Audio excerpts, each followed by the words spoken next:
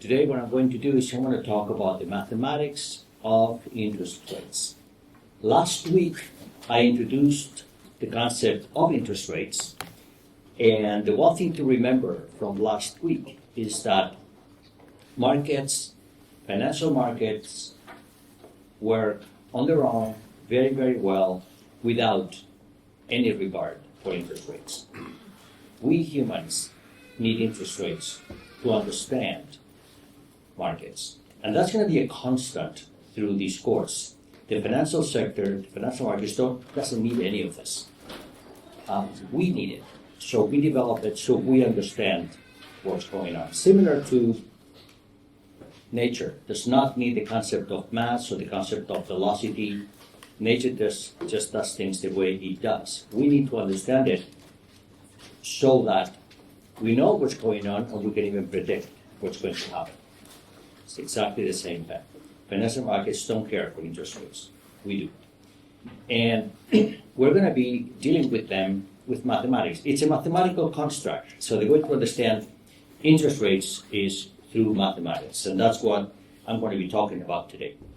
I'm going to spend maybe 15 minutes reviewing what we did last week, because it has to be understood. It has to be very well understood. And I know that towards the end, I rushed perhaps a little bit, but also some of those concepts were perhaps new to you. So I want to make sure that everything is understood. I remind you that there was a concept that was called yield to maturity. That was our first mathematical construct, the one that I said is not going to be useful to us. It doesn't give us the information we need. And it was more or less written like this. When you have a bond, the bond is a promise to pay certain amounts in the future. And the question is, we know that today's currency is not the same as tomorrow's currency. That relationship between today and tomorrow, that relationship between currency and time is what gives rise to the concept of interest rate. Interest rate holds the key to understanding the value of time. And we discussed the concept of dirty price and clean price. Clean price is the one that contains only the price of the bond without the income coming from this object we call the accrued interest on the missed coupon payments, which was given by an explicit formula. All of this is a convention. There are historical reasons why it's like that. There are tax reasons why they're like that. It doesn't matter to us. We live with it, and we create our mathematical construct R expressed by that equation there. It's an equation which will have a unique solution. It's an increasing equation, therefore you can always invert it. We don't have an explicit formula for it, but we don't need it. Now, that was the concept that was introduced to begin with. But then I introduced another concept which bears different names. It is called the yield curve. I like to call it the yield curve. Some people reserve the name of the yield curve for the yield to maturity that you have on the right. It's also called sometimes the zero curve, the discount curve, the spot curve. It has many different names. They're all the same. And it's the one that will give us the most convenient mathematical object to understand what it does. And the key is that the yield on the right is a function of bond, whereas the yield I'm about to define on the left is a function of time. Only time, not bond. And it starts with the realization that a sequence of payments that will happen in the future is going to be given a discounted value today, given by the expression that you have on the screen. Each payment is discounted to today's value with a curve, with an interest rate discounting factor that has a curve as the exponential on that expression. The fact that the curve is a function of time and not a function of bond makes it universal, which means that it exists for all instruments that we have in the market. For bonds initially, but as we will see, it will also price other things. It will price derivatives, it will price stocks, it will price lots of things once it prices bonds. So this is the object of desire for us, this curve, R. We discussed last week, and I'm going to remind you today how you can go about calculating it, at least from an approximate perspective. In a couple of weeks, we'll perhaps, and I will surely prove a theorem. The one theorem I will prove in this course is a theorem that will show us that this curve actually exists and is unique. So it's good to know. But again, financial markets don't care. We care. So today we're going to talk about this curve from a very familiar perspective first, because we already discussed it, we already introduced it last week. And second, you've already spent a week working on your assignment number 1, whose objective is to actually calculate this curve with accuracy. So this is a familiar object to us, but it's a mathematical constant. We're going to treat it like that. Okay? I remind you, the reason we have that discounting factor equal to the exponential of this curve times the time to that precise payment came from another thing that we did last week, which is I didn't like, the additional convention of whether we should use annual discounting, quarterly discounting, daily discounting. That is not a time frame we care for. So we realized that if we do instantaneous compounding, then the exponential term is the right way to do it. So since we are creating our own object, we create the object that's most convenient for us. Against markets don't care.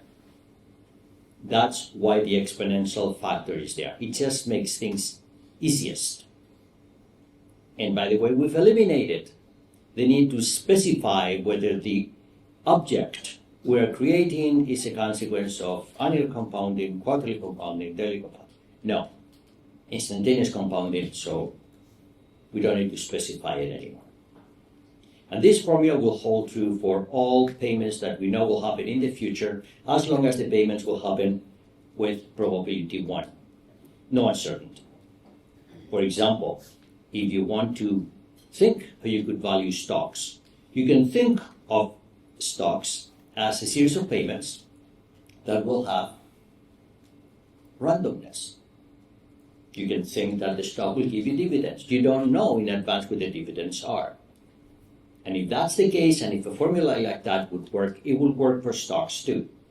And by the way, it would work for derivatives once we see what derivatives are, which I will introduce them today.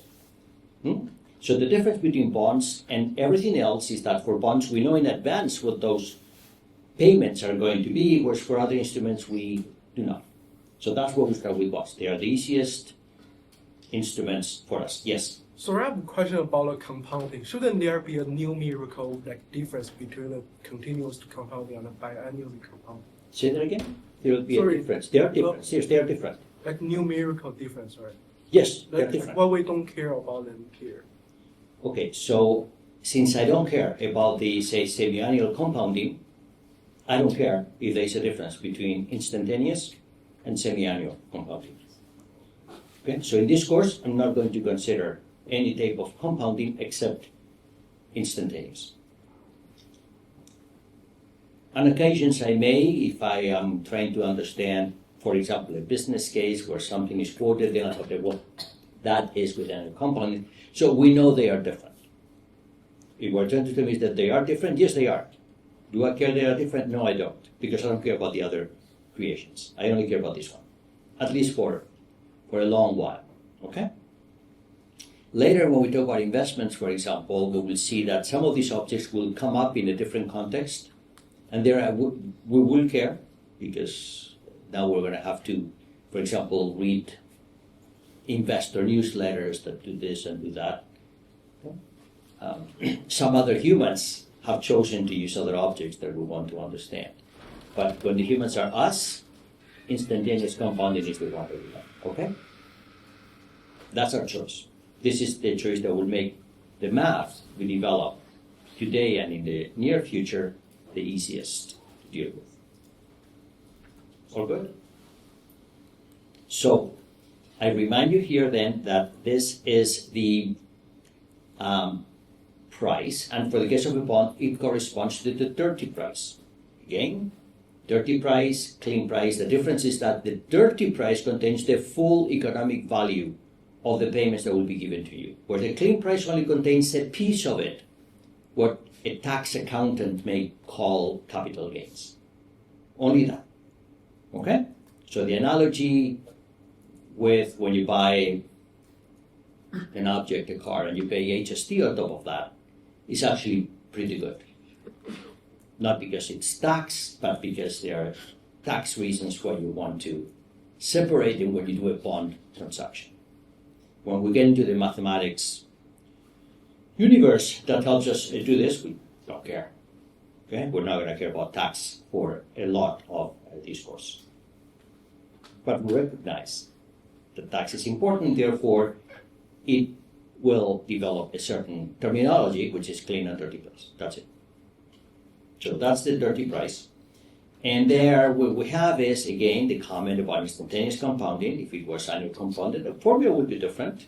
The result would be different, as you mentioned. But this is the formula we chose. Okay, so once we have this, I have some questions. These are rhetorical questions. I don't need you to answer. These are rhetorical questions. Does this curve exist? How do I know that a single curve will price all the bonds? How do I know that? The answer will come in a few weeks. In a certain sense, right now, like, we almost don't care. You're in the process of creating your own code, Python code or something, that will calculate the curve. So it seems that the question, does this curve exist? I said, well, it looks like a stupid question. You're going to calculate it anyway, are you? However, I think some of you have already run into some situations, which is sometimes you have two bonds that mature at the same time. The coupon payments are different. So, oh my God, which one do I choose? Well, if that happens, at that point, having a theorem that tells you, don't worry, the curve still exists, gives you some reassurance. Yes? So it is not a top-of-mind concern, not for this course. There are other mathematical finance courses that they really care about this. For this course, it's not top-of-mind. But it is an important question that we will address later. How do we calculate it? Well, you're going to give a pretty good answer to this question in your assignment number 1. You should know that if any one of you leave the University of Toronto and you get a job doing some bond trading, the assignment 1 that you did, please don't use it. You'll have to use something better. Okay? But still, you should know that most of the people who are working out there, they never bootstrap the yield curve like you have. So you have an advantage. It's a very good assignment. Okay, I know that. So it'll give you an advantage. Many professionals, they've been taught that the curve exists and is unique. That's pretty good knowledge. But then how do you actually calculate it, they would probably not know. You do. How does this curve change through time? That we're going to be dealing with today. This is going to be very important for us today. How does this curve change through time? Last week, we just looked at the curve. But that curve is calculated every day. In fact, if you're a bond trader, you probably recalculate the curve every hour, or maybe every time you do a new trade, right? Because things may change. Bond prices change up and down every time there is a trade. Every time there is a bond price change, the curve will change. So how does it change? This is perhaps the most important thing I'm going to be discussing today. How does this curve change through time? And by the way, that's where we're going to see an enormity of mathematical considerations that we'll get into understanding that. We're just gonna open the window. We're going to take a look outside and we're going to leave it there. It's a rabbit hole that I could spend years talking about as to how this curve changed. I just want you to see from a distance all the considerations which are relevant to understand how this curve moves through time. You will see. I'll do that today in about an hour. What else does this curve give us? You will see, we will see, I'll show you today that this curve will be the basis for almost everything. We're going to stumble upon this curve every time we do something. It is the fundamentals of finance, not just mathematical finance. Okay, I remind you how we started to crack open the problem of calculating this curve. And we did it by considering a wonderland where we have zero coupon bonds for all maturities. It's a possibility. There are pick a maturity, May 2027. There's a bond that matures May 7, 2027, and it has zero coupon payments. If that was the case, those bonds are very easily dealt with, because if a bond pays no coupons, then it has a single payment, and that happens exactly at maturity. Therefore, our bond has essentially three variables that define it: the notional, which is the payment I will get at the end; the price of the bond, which is the traded price. Clean and dirty price are the same because there are no coupon payments; and the time to maturity, which is when am I getting that payment. And with that, reminding ourselves of the expression we're aiming for with instantaneous compounding, we see that that object of desire, that yield curve we want to calculate, has to be given by the expression you have there, because that's the inverse of my cash flow valuation formula with a single cash flow payment. Everybody sees that? Yes? Information of a slide before and now. You see that? It was the sum of payments e to the minus r times time. You invert that, you get this. Professor. Yes. I had a quick question for the slide before on the yield to maturity. Yes. Do we define that specifically with the clean price or the dirty price? And are there two yield to maturities that are given? Dirty price. Based on price. Always dirty price. Always dirty price. Okay. Always dirty price. Again, the clean price is only there. Think of this, or think of it this way. The dirty price is needed for accounting reasons, in particular tax accounting. That's it. When we want to get the full economic value of a bond transaction, we need a dirty price, because we need to account for both the price you pay and the accrued interest on the coupon payments. Okay? Okay. And so clean price is a something that we would extract from the market directly. The clean price is the only thing that the market will quote for you. The dirty price is something that you have to adjust yourself. Okay? Okay, thank you. I think we saw an example last week. I'm not going to go through that example today, but I remind you there was an example last week where I gave you a whole bunch of bonds and a whole bunch of clean prices. And then in our pursuit of the yield curve, the first thing we had to do is turn clean into dirty. There were two bonds, only two, that needed to do that. I picked my bonds carefully so that there was no times in the last coupon payment was equal to zero for most of them, but two of them there was a non-trivial number of days since the last coupon payment, so you have to turn your clean price into dirty price. And then you can go on with your mathematical derivation. We did it last week. I'm not going to do that example today. I remind you that's what we did. And when you're doing your assignment number 1, when you're going to apply the formulas that we showed you, and which I'm going to remind you today, always on the dirty price. So the first thing you have to do is you have to write a little script that will take the price quoted on the website, which is clean, and make it dirty. Dirty is a little bit higher than clean. Yes? So I have confusion. Like you say dirty price for accounting, like shouldn't that be clean price for accounting? An accountant will care about the difference between a clean plus accrued coupon payments and dirty, because the tax treatment of both of those components is different.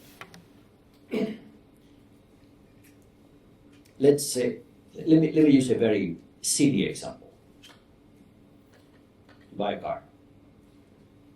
When you buy a car, listed price is $20,000. You pay $20,000. And then you have to pay HST on top of that. HST on top of that is going to be $2,600. That's the HST. So the full payment you have to pay for the car is $22,600. I hope I did my math right. Yes? Yeah. HST is 13% in case you don't know. Okay? So what you have to pay, what goes on your credit card, pay check, something, is $22,600.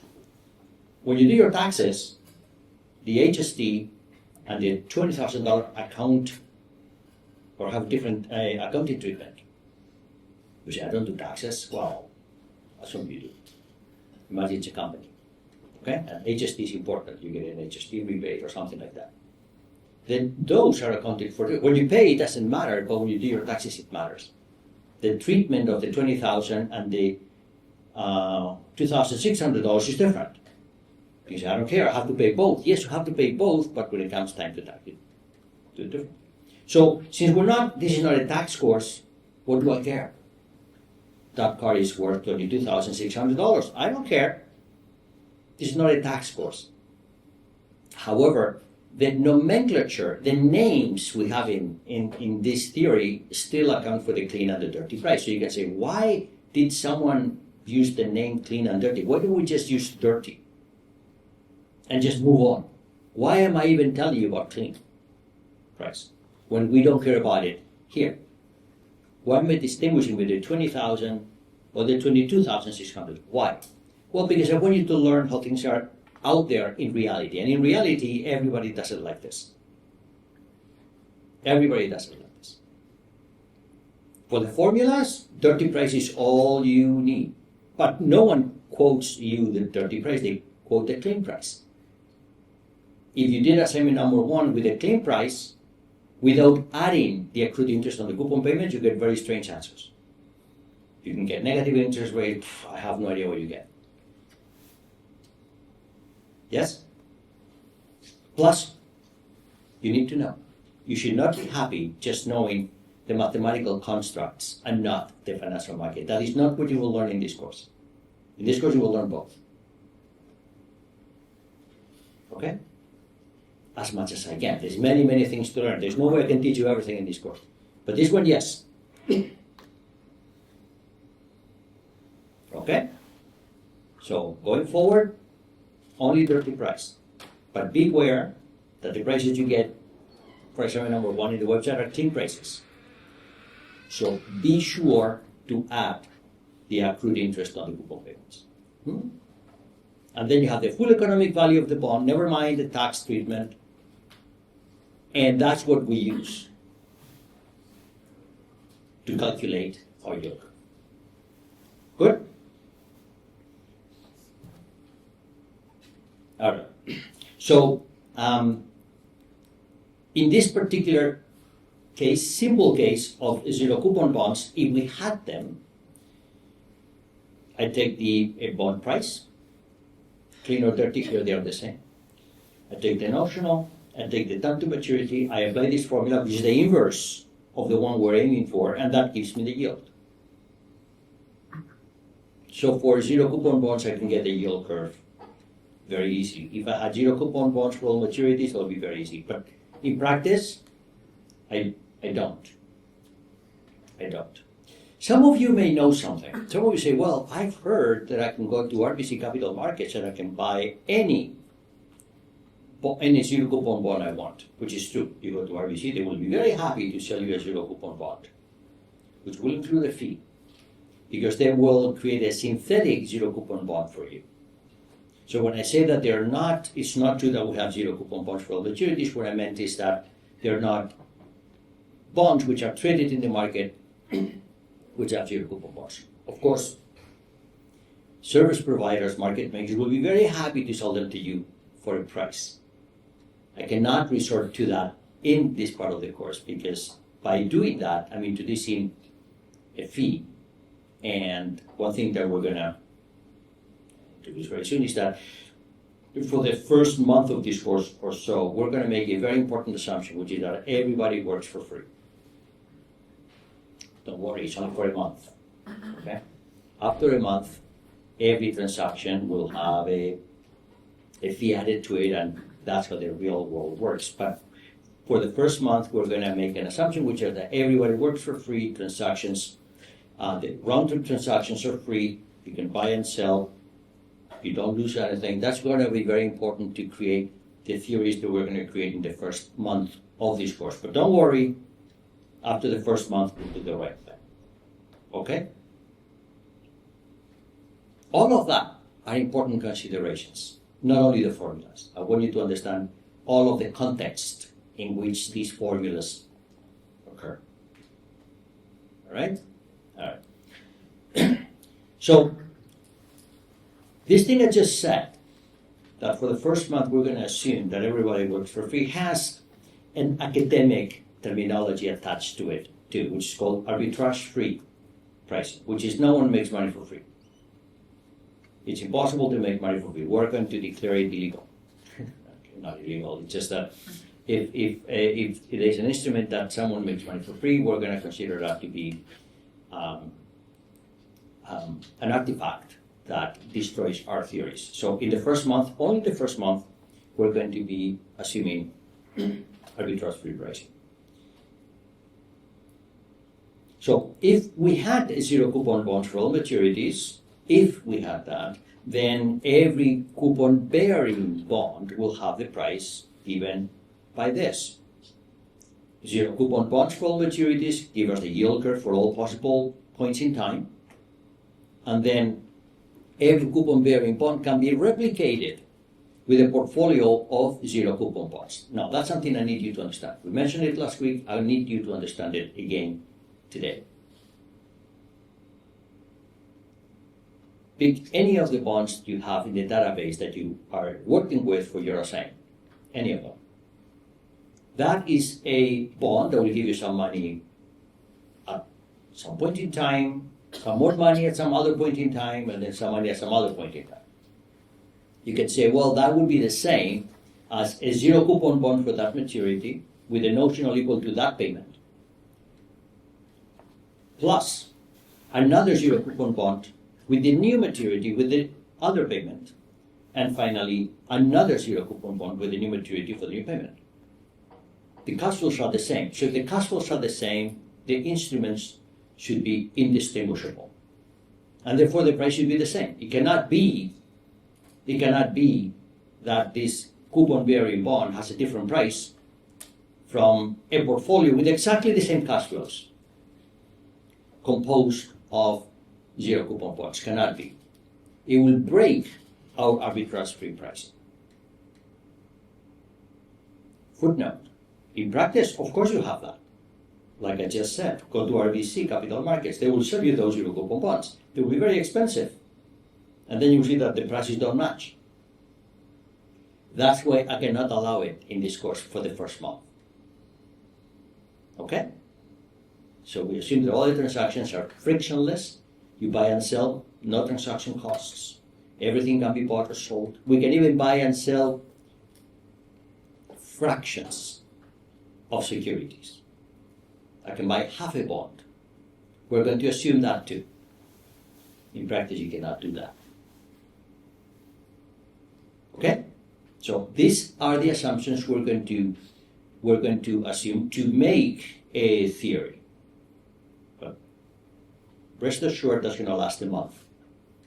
If this lasted the whole course, this course will not be very useful.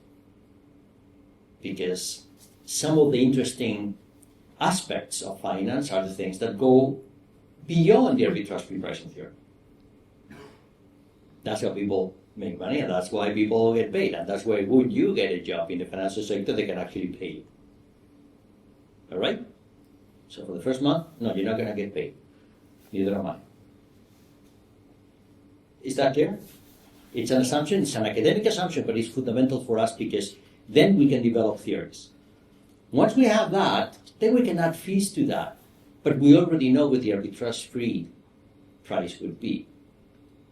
Okay? Okay, you see that.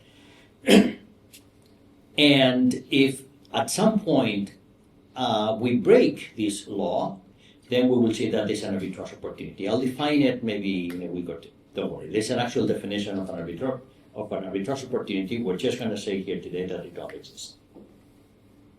Okay. By the way, when you have an arbitrage opportunity in the market, there are people who take advantage of that. That's how people make money. And when you take advantage of arbitrage opportunities, what happens?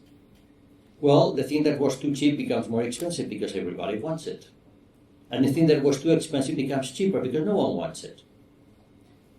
In economic theory, that means that you converge to equilibrium. So there's another way of saying what I'm saying here, which is that in this first month of this course, we're going to look at prices after they've converged to equilibrium.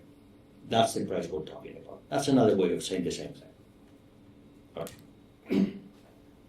Now, bootstrapping is the name given to the process that I told you last week you have to follow for your assignment number 1. And what we start realizing is that for maturities less than 6 months, all bonds are zero coupon bonds because they have no payment before maturity, right? So we can use our formula for them. And for the bonds which have maturity between 6 months and a year, let's only look at a year, those are 2 coupon bonds. And the trick so by the way, that means that we can calculate the yield curve for all terms up to 6 months. Right? Yes? So when we look at maturity, You have to speak very loud. so when Scream! we look at maturities as a 6 months, for the nominal value, do we also include the coupon rate at the very end?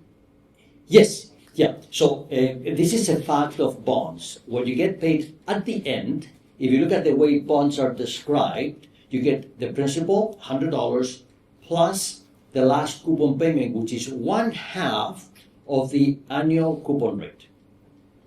Okay, so the notional value, the effective notional value of a zero coupon bond that matures in 6 months, when you look at it on a table, is $100 plus 1/2 of the annual coupon rate.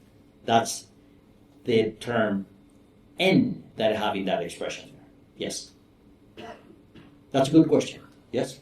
Everyone understands, right?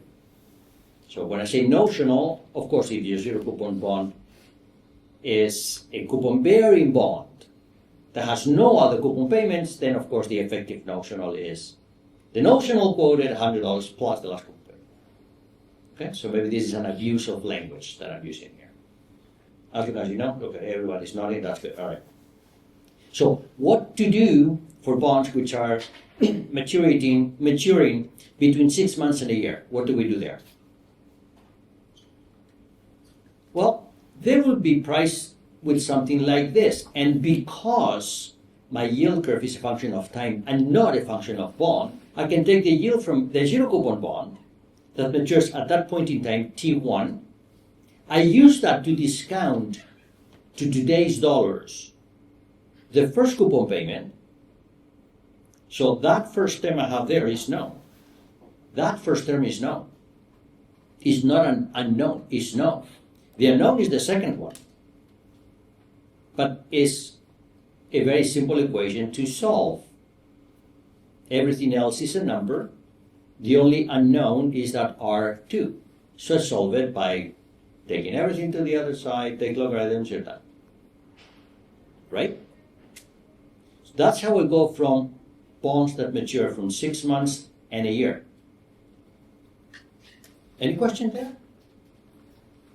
You can do this, and you can write Python code for this. You can even do it in Excel. It's a bit more complicated in Excel. Don't use Excel. Use Python or something like that. Okay? But if we can do this for bonds that mature in 6 months to a year, what happens with bonds that mature in a year or between a year and a half? What do you do? Same thing. Because they will be priced with not 2 terms, but 3 terms. But by that time, if you do them in sequence, by that time, you already have the 1 year rate. You already have the 1 year curve. So they have the curve for all the terms up to 1 year. So then you look at the last term is the only one that has an unknown. Everything else is a number. And you solve it that way. And so on and so forth. That's what's called bootstrapping. Right?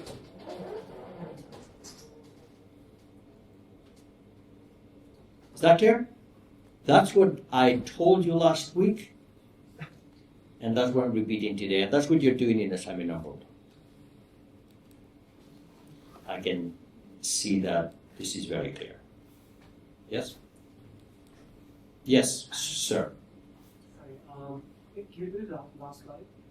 You have to speak very loud. Can you do the last slide? The last slide. This one here? Yeah, this one. Yeah. At the end. You mentioned that the dirty price is from the market. I'm sort of confused there because earlier you mentioned the price from the market is clean price. Wait. Yes. When I say that it's priced in the market, I did not mean to say that you take the clean price. It's priced in the market, but you use the dirty price. The dirty price comes from the market too. Right. Okay? It's just encoded differently. It's not the price in that column. No, that's not the one. It's the price in that column plus the accrued interest rate. That's what I mean. Okay? When I'm saying that it's priced in the market, I mean that it's given to you by the market. It's not something which is not a mathematical construct. Okay? That's why you're checking the prices on the website. Yes? Good? Okay, so this was the review of last week. A little longer than I thought.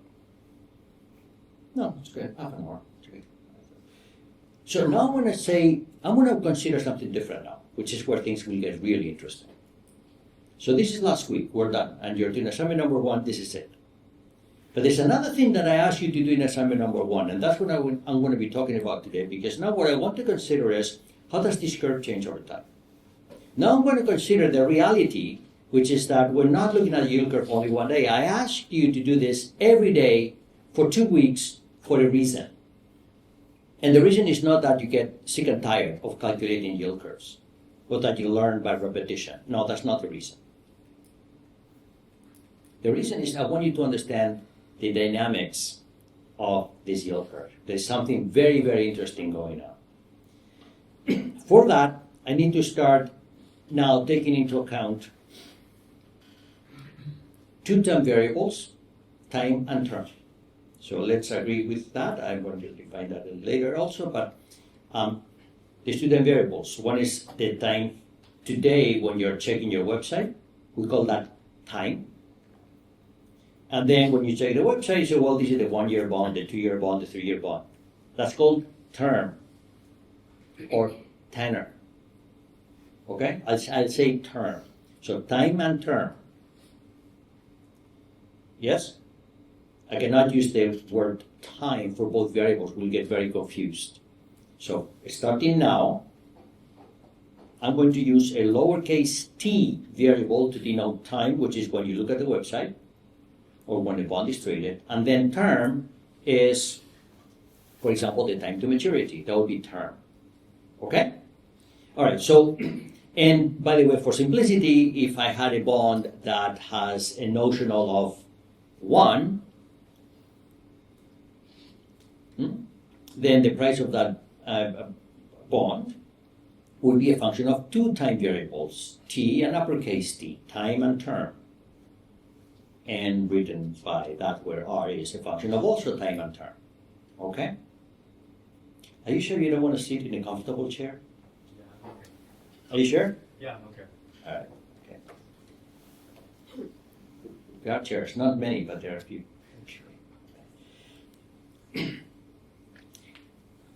So for zero coupon bonds, that will be the expression. And that will tell us how things change from one time to another time, or from one term to another term. As a function of term, this function will be a smooth function. You're going to have derivatives, very nice. But as a function of time, it's going to be a random variable, which in particular means it's going to be continuous, but it's not going to have derivatives. This will have consequences. That's the first consideration. So things start to get mathematically interesting, because this is a function that, as a function of uppercase t, is going to be nice, but a function of lowercase t is not going to be nice. It's going to be a random variable. You may see some of that as you are collecting these numbers every day and you're calculating the yield curve every day. They're going to say that as a function of term, you're not going to see very big, jagged behavior, but as a function of time, you may see some things. Of course, you can say, well, these are discrete observations. What do you mean by continuous? If I took discrete observations, yes, I know. Wait. At some point, we will take the discrete observations and make them continuous time, and then this thing will be relevant. Okay, so for now, things are going to be okay. So properties of yield. Time of day, we call it a time. Term, we call it capital T. And the bond price will be a function of both. Some considerations is that P, the price of my zero coupon bond, P of TT, where TT are the same, is 1. So if I borrow $1 from you to give it back immediately, I charge you 1. Yes? And the value of P is always going to be between 0 and 1. The fact that it's not, the fact that the price is not negative makes perfect sense. You know, why would you, But the fact that it's less than 1 is a little bit unusual. That means that interest rates are not going to be negative, right? If it's the exponential of minus r something, if r is positive, then the value will never exceed 1. However, you may have read in the news that for a period of time, actually for a long period of time, we had observed negative interest rates in the markets. Have you read that? Year 2009, 10, 11, 12, yes? Sometimes it happens because we are under the arbitrage-free pricing assumptions. We're going to say, no, that's not going to happen. At that point, you may say, well, this is the wrong course for me, because it seems that I'm departing from reality. I say, no, wait a month, okay? And then we will deal with the real world, okay? So in this made-up world that we are creating here, I'm going to not allow for interest rates to become negative, which is the same as saying that the price of the bond is going to be between 0 and 1. Later, we will deal with why these other things happen, but we will deal with them with the understanding of what happens in the arbitrage-free case. Otherwise, it's very hard to understand. Now, if I want to know the instantaneous cost of borrowing, what would that be? I said earlier that if I'm going to lend you $1, that you give it back to me right away, you can say, well, that's $1, right? Give me $1, you give it back $1, right? But imagine what I do is something slightly different, which is I give you $1, and you give it back to me not immediately, but in a minute. It's not going to be $1, it's going to be a bit more than $1, right? But they say, well, actually, a minute is too long. How about a second? And you say, well, then it's going to be slightly more than $1, but still less, perhaps, than if it's a minute, right? Yes? So if you look at the rates of that as term converges to time, the rate as, think of this, okay? The rate, the yield rate as term converges to time, there's no reason why that should converge to 0, right? maybe it doesn't. In fact, if you look at the limit of term converging to time, that's a partial derivative. Okay, does everybody see the partial derivative there? No? This is now the yield of t comma t, not the price of t comma t. The price of t comma t is 1, is 1. The logarithm of 1 is 0. Yes. But the yield of t comma t is what? Is the limit as uppercase t converges to lowercase t, right? Divided by the difference between t and t. So the numerator goes to 0 and the denominator goes to 0. That doesn't mean that the limit is 0. You know that. You've taken calculus. In fact, it's a partial derivative. Do you see the partial derivative? Because it's term that is converging down to time. Right? So t, uppercase t minus lowercase t going to 0, yes, they go to 0 because uppercase t goes to lowercase t. But in the numerator, what I have is the logarithm of the 1 minus 0, which is the logarithm of the price of 1, 1, from t comma t. You see the partial derivative?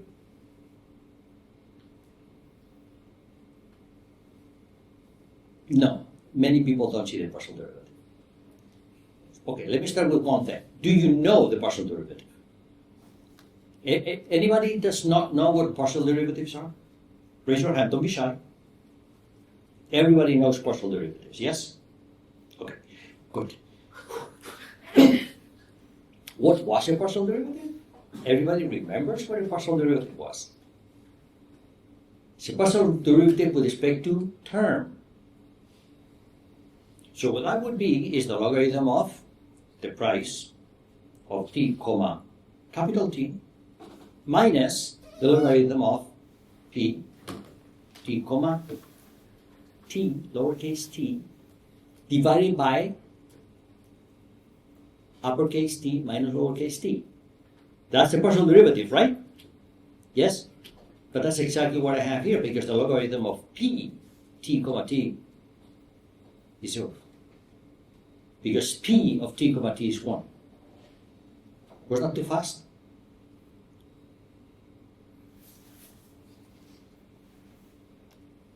I need you to think about it.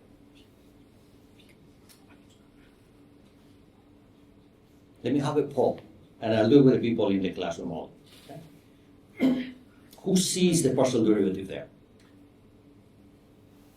Good. Who does not see the partial derivative there? You do not see the partial derivative. Thank you for being honest. Okay? Okay, so I'll talk to you, and everybody else who didn't want to raise their hand, please listen. All right. The partial derivative there is what? Log. Let's just go through the definition, okay? Log of p t comma uppercase t minus log of p lowercase t comma lowercase t, right? Divided by the difference between the times, uppercase t minus lowercase t, right? That's the partial derivative, you see that? Okay, what's the logarithm of p lowercase t comma lowercase t? I remind you, p of lowercase t comma lowercase t is 1. So the logarithm is 0. So that's the partial derivative. It was the previous slide. Okay? See? Okay. Makes sense. Yeah, you get it. Okay, everybody else get it? Okay, who does not see the partial derivative? You all see it. Good. Okay, so if you all see the partial derivative, then we're in business because we can start to do very interesting things now. Okay, let me just go here, here, here. What does this mean in practice, by the way? Why am I talking about the partial derivative of this? Why am I talking about the instantaneous cost of borrowing? Well, there is a term, there's a financial observable that happens. And have you heard of the term LIBOR? LIBOR. You've heard of that? Okay. Well, it doesn't exist anymore. It's been abolished now, right? But it is the London interbank offer rate. It is what banks charge each other for an overnight lending. Sometimes banks, they close the operations at the end of the day. They say, okay, I'll deal tomorrow. But then they have some open positions, typically loans to another bank. So, well, I still owe you like $100 million. Don't worry, you give it to me tomorrow. Plus interest. It's about the shortest amount of time you can have between the close of today and the opening of tomorrow. Well, that number is very important. In fact, it's so important that it is a number which it's observed, it's calculated. There's a legally defined process to calculate it because, for example, many mortgages depend on it. People exchange real money with each other based on that number, right? So that is the lending rate between the close of today and the opening of tomorrow. So that's what I'm trying to describe with this. It is not like, oh, I give you money and I return it right away. I don't know that happens. That's not a. But for example, the overnight lending rate, that is what I'm trying to observe with this. Okay? So the mathematical definition of derivative does not mean for overnight, does it? Well, in finance, that's what it means. So we're going to have to learn to think like that. Yes? You understand the concept of overnight lending? Yes? Say banks close at 5, they open at 9. I'm talking about the capital markets, not the branches. I'm not talking about branches. Okay? Well, it goes at 5, they open at 9. I say, well, $100 million, give it to me tomorrow. In fact, I may have to send them to you again tomorrow. Why would I move money back and forth? But I charge you for it. That's what I'm charging, right? So, for example, in your assignment number 1, can you calculate that? You don't have enough bonds, right? You don't have enough bonds.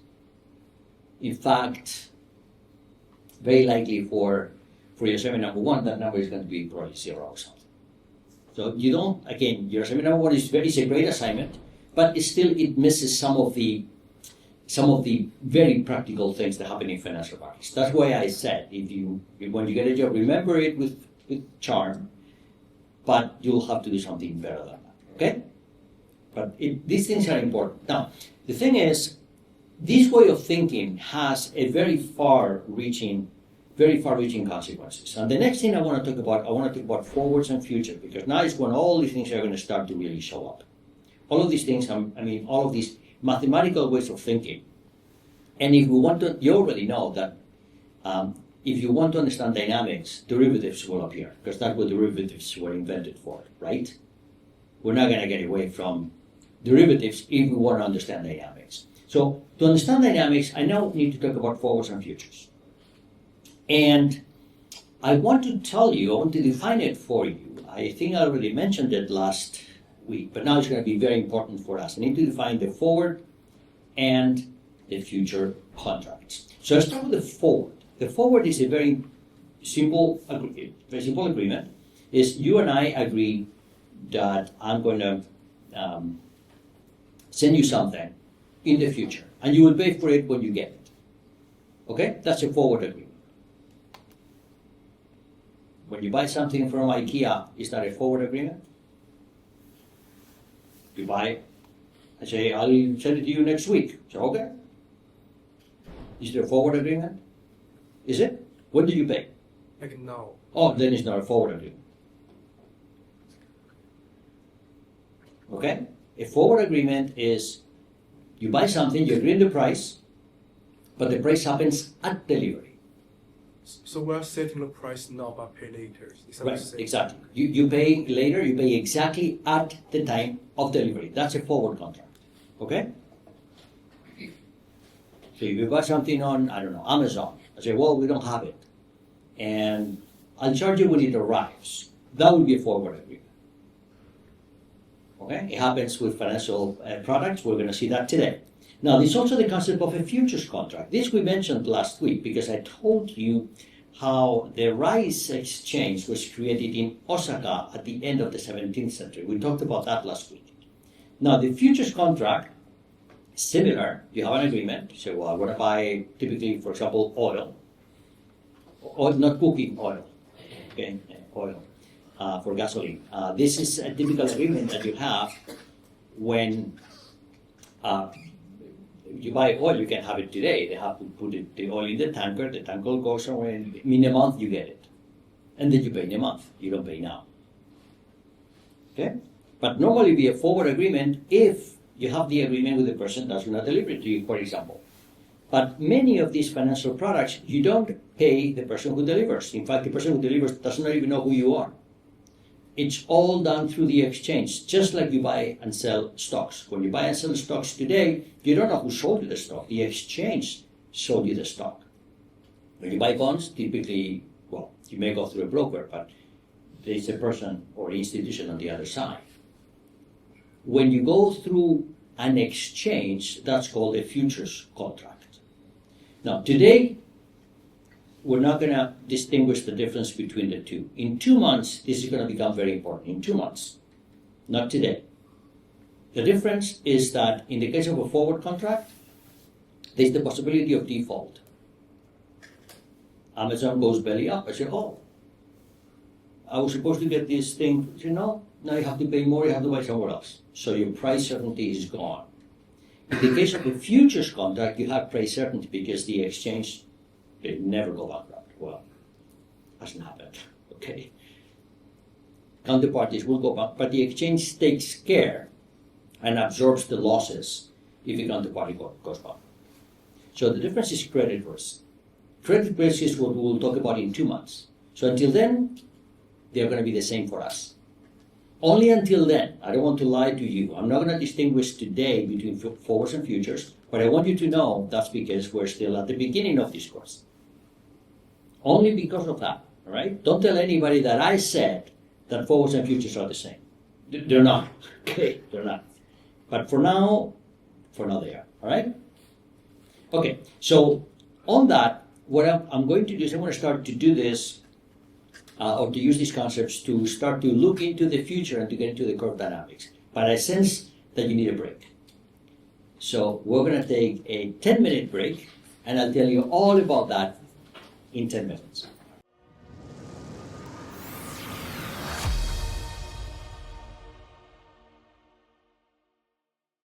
So I'm going to pose a question now. Let's say that Apple stock trades for $135 today. I know it doesn't, okay? It's just a number that I use. What if anybody knows what Apple stock would be worth in a year? Anybody know? No, you don't know. But what if I enter into a forward contract, say with you, so I deliver Apple stock to you in a year? How much will we agree now that you will pay in a year for Apple stock? Understand what I'm saying? We agree that no one knows the value of stocks a year from now. If someone did, they wouldn't be teaching here. But let's say I want to enter into a forward contract to deliver Apple stock to you in a year. Can I do that? And not take any risks. Can I do that? Do I need to know the price of Apple stock in a year? No, I don't. This is what I want you to think, all right? And this is now the concept of replicating portfolio. So it may seem surprising, it's not. So this is what I'm going to do. So anybody wants to trade with me? Anybody? You want to trade? Great. Okay, so we're trading, all right? So you're going to buy from me Apple stock a year from now. And we have to agree on the price now. It's a forward contract, that's how they work. So to calculate how much I should charge you, because I don't know, this is what I'm going to do. I know Apple stock trades today at $135. So I'm going to borrow money from someone. Okay? Maybe if I'm a bank, I borrow money from myself. If I'm not a bank, I borrow money from a bank. So I borrow $135. Then I buy the Apple stock today. And then when the time comes, I deliver it to you for a price that I don't know. I call it X. But then I have to return the loan. But the loan, I know how much it's going to cost me, right? It's $135 times e to the power R1. Because when I borrow money, I borrow, think of it as I issue a bond. I issue a bond, 0 coupon if you want to. I sell it for $100, and I know that if I get $100 now, which is when I do the transaction with you, I will have to pay 135. So it's 135, not 100. 135 times R, so it's exponential of R of 1. You see that? That means that what's the price that I should charge you? That. That's the forward price. So I have no idea what Apple stock is going to be in a year. I don't care. But if you want to buy from me Apple stock a year from now, I know how much I should charge you. I should charge you exactly that. Everybody works for free, right? In reality, maybe I'll charge you that plus 1%, and that's for me. Plus all the transaction costs that I may have to buy, sell stock, I charge for that too. But since everybody works for free, that's all I have to charge, and then we're good. So it seems that having a forward price is very easy for transactions like this, right? I borrow, buy, and then I deliver to you. You may wonder why. What do you come to? Why don't you just do it? You can do it yourself, right? That's a different issue. Let's maybe talk about that. Do you understand this argument? So a forward stock transaction has a replicating portfolio. The replicating portfolio is I borrow 135, I buy the stock, I deliver the stock, I get paid, and I return the loan. That's the replicating portfolio. And it's called replicating portfolio because it has exactly the same cash flows as the transaction that I'm doing with you. The transaction, which is called the forward transaction, the forward stock transaction, is a derivative. It uses the stock as the underlying. And to enter into that transaction with you, I can do it in a riskless manner by executing a replicating portfolio that gives me the same cash flows. So it's simply, what's the big deal? This looks very easy. Clearly, I don't need to guess the price of Apple stock a year from now. I don't need it for a forward transaction. You're with me? Yes? Everybody understands this? So you can do forward transactions on these things, it seems like, all day long. What if I did a forward transaction on natural gas? I'm going to sell you natural gas a year from now. How much will you pay for a cubic meter? Let's do the same thing. Say, I don't know, but let's say the price of a natural gas per cubic meter, I want to make it as $1. $1, right? So I say, I'm going to borrow $1, and then I want to buy a cubic meter of gas, and then in a year, I'm going to charge you, I want to deliver to you, you pay, and then I return my loan, or I pay off my bond. Does that work? No, it works for stocks. Does not work for natural gas. Why? I have to pay storage. Storage is not free. Okay? But if I know the cost of storage, then it's no problem. I can do the same thing. Then the replicating portfolio is a bit more complicated because I have to add a storage contract with someone to store my natural gas there to deliver to you. And that's how these forward transactions for natural gas are done. But you need to know the price of storage. Yes? So it seems that you can do this. How about electricity? I'm going to sell you 100 megawatts of electricity a year from now. How much would you pay? We don't know the price of electricity a year from now. We don't. I do the same. What's the price of electricity now? It's $50 a megawatt. Great. I want to buy it, I'm going to borrow to buy it, and then I'm going to deliver to you in a year. Can I do that? You may say, oh, then I have to factor in the cost of storage. And then the storage, what? How do you store electricity? Well, I know an engineer who knows how to do that. Then it becomes a much more difficult problem, right? The problem is now no longer financial. It involves some engineering solution. I have to figure out a way to store that megawatt. But it could work in principle. Understand what I'm saying? Now, this is, just look through this window. There's a lot of stuff that we could do there. We're not going to do it. We're not going to do it, okay? But this is very interesting. But it goes through thinking like this. I may do some of this later in this course, but right now I just want you to see that this is a whole new world of entering into, these are called derivatives, or real options, because they deal with real stuff, right? Okay, so let me go back to the simple case. In the case of Apple stock, I know what it is. It's that, in fact, I can generalize and I can have a very nice formula, or maybe some people think it's a very ugly looking formula. I don't care. But for every time and every term, I can have the price of a forward transaction to deliver a stock whose price today is given by ST. ST, I know, is because T is today. I can look it up on another website. I know. And then that would be the price to deliver, because as you can see, I'm factoring in the price of borrowing with what? With the yield curve.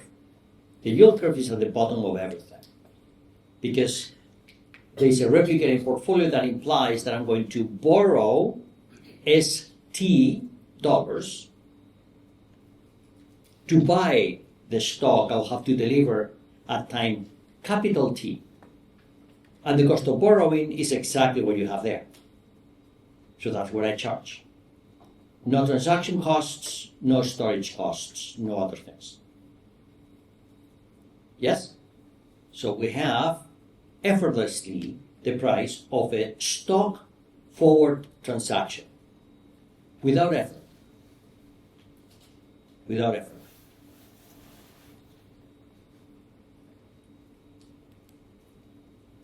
I'm going to do the same thing with the bond.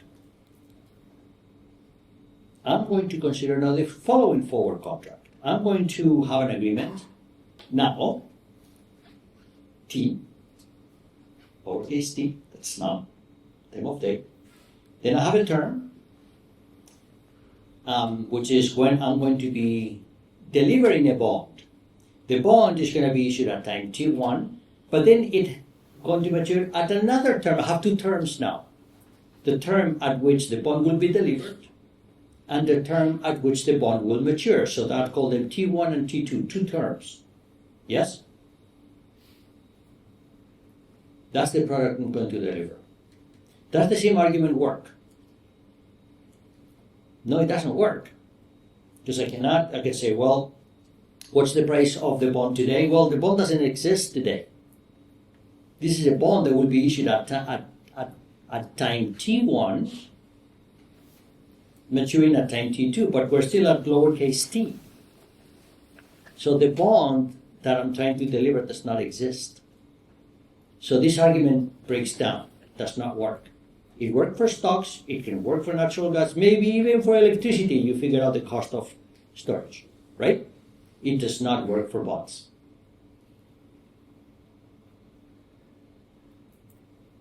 We will make it work. Bonds are very interesting from that perspective, and I'll tell you why this is a very interesting problem. It has a very simple solution, by the way.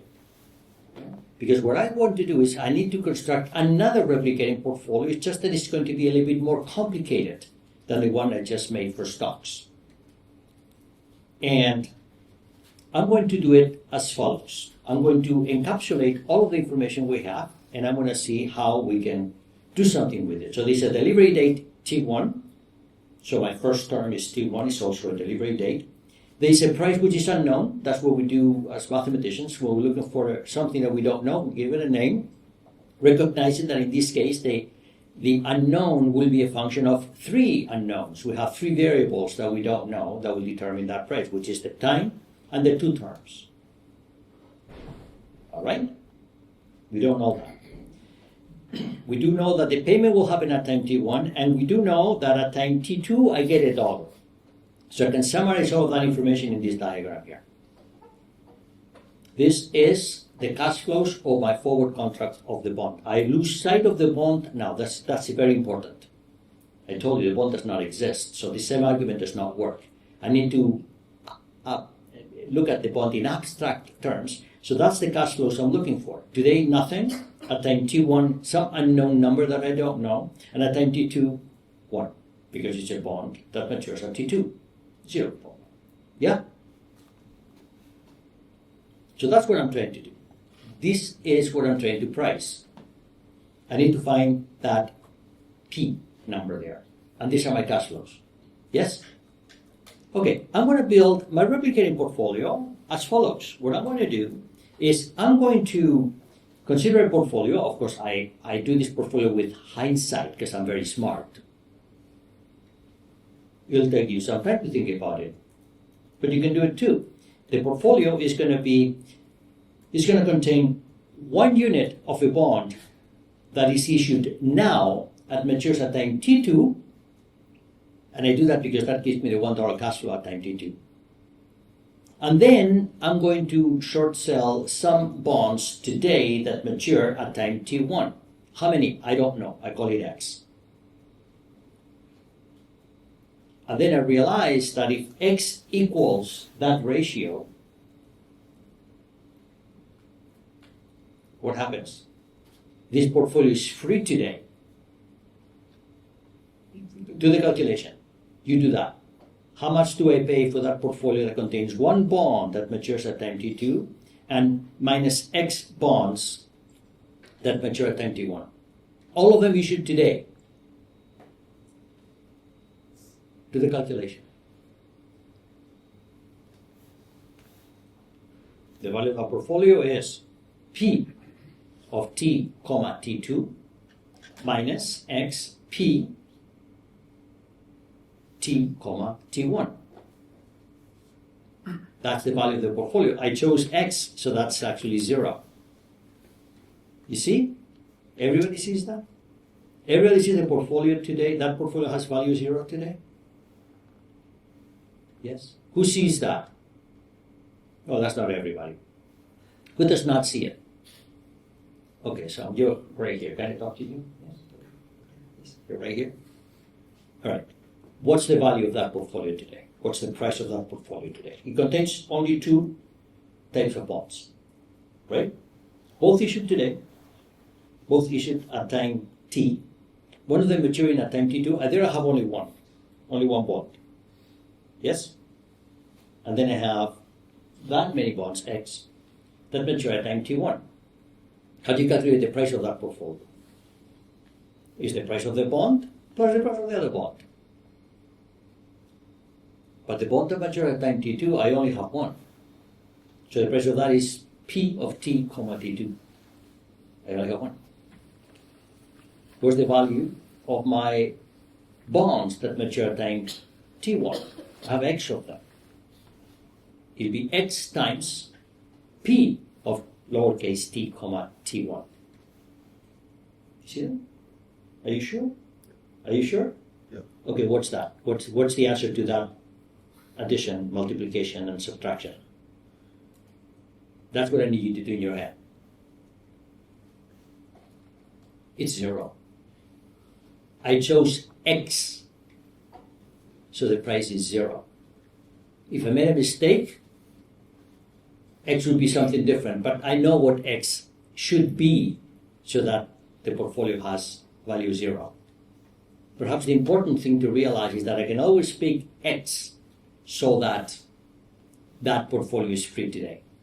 Sorry, I'm still confused. Like I understand the cash flow is 0 today, but why shouldn't the $1 still have a present value now? Hold on. No. I'm not talking about that. I'm talking about the value of this portfolio today is 0. That's all I want to get.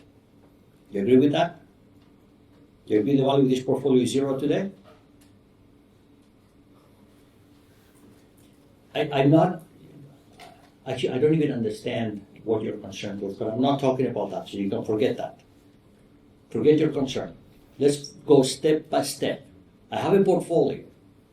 I call it a replicating portfolio, which contains one bond, maturing at time T2, and some bonds maturing at time T1. All those bonds are issued today. That's all. You understand that? My first question is, what's the value of that portfolio today? That's my first question.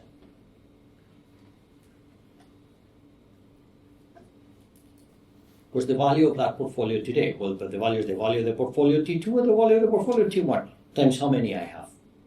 I have one of the T2 and next of the T1. Yes?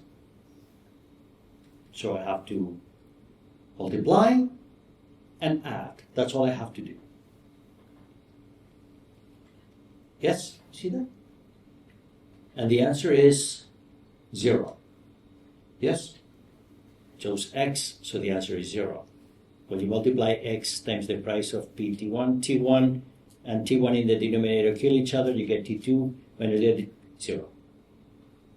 Everybody sees that? Raise your hand if you see that again, please. That's almost everybody, but that's not everybody. Who does not see it? Some people didn't raise their hand. You didn't raise your hand. You're lazy or what? You're lazy, but you see it? Okay, so everybody sees that. Good. Okay, so we got the zero cash flow settled. Let's look at the $1 cash flow. Yes? You see that the cash flow at T2 of that portfolio is $1. You see that? The bond that matures at T1 is long gone. You only have the bond that matures at T2 and it gives you $1 because you have one. You got it? So that cash flow 1 is there, it's settled, right? Yes, who sees that? Oh my God, this is not everybody. This is a very simple portfolio, contains two bonds. One matures at time T1, one matures at time T2. T1 is less than T2, obviously, right? So at time T2, the bond that matures at time T1 is gone. Has no cash flows at time T2. The cash flow at time T2, it's from the bond that matures at time T2. There's only one. So it gives you $1. Yes? Yes?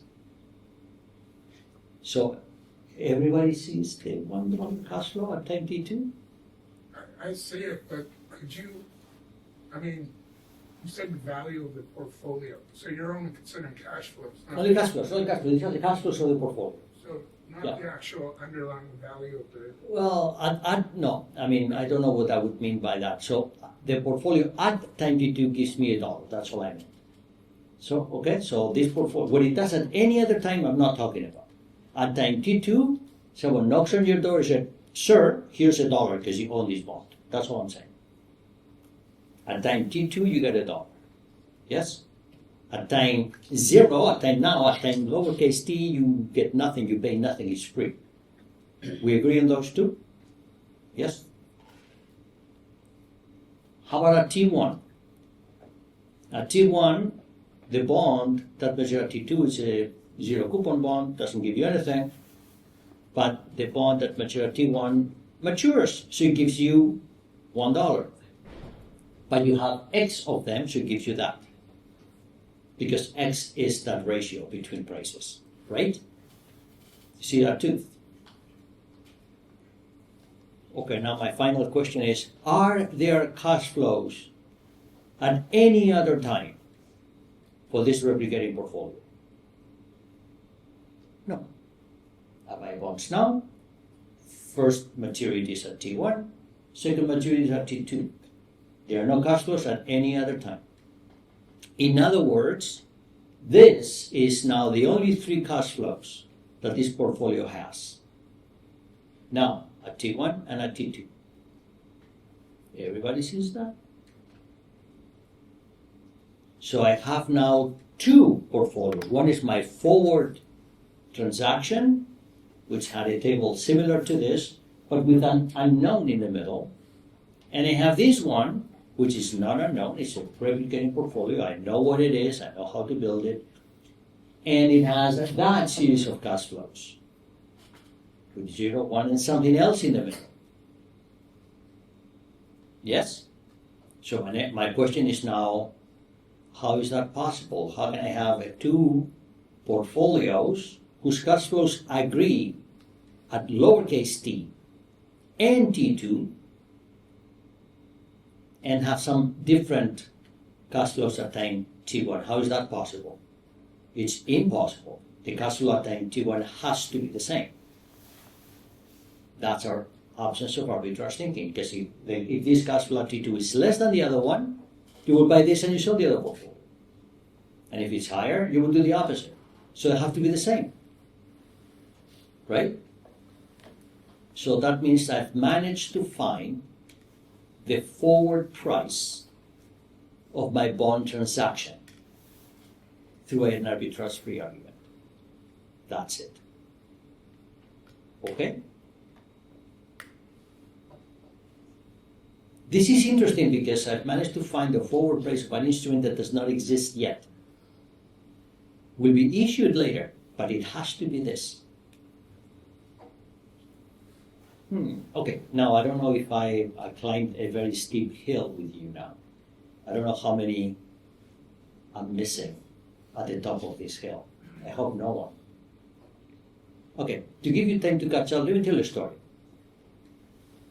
Why would someone do this? Why would you buy a forward bond transaction?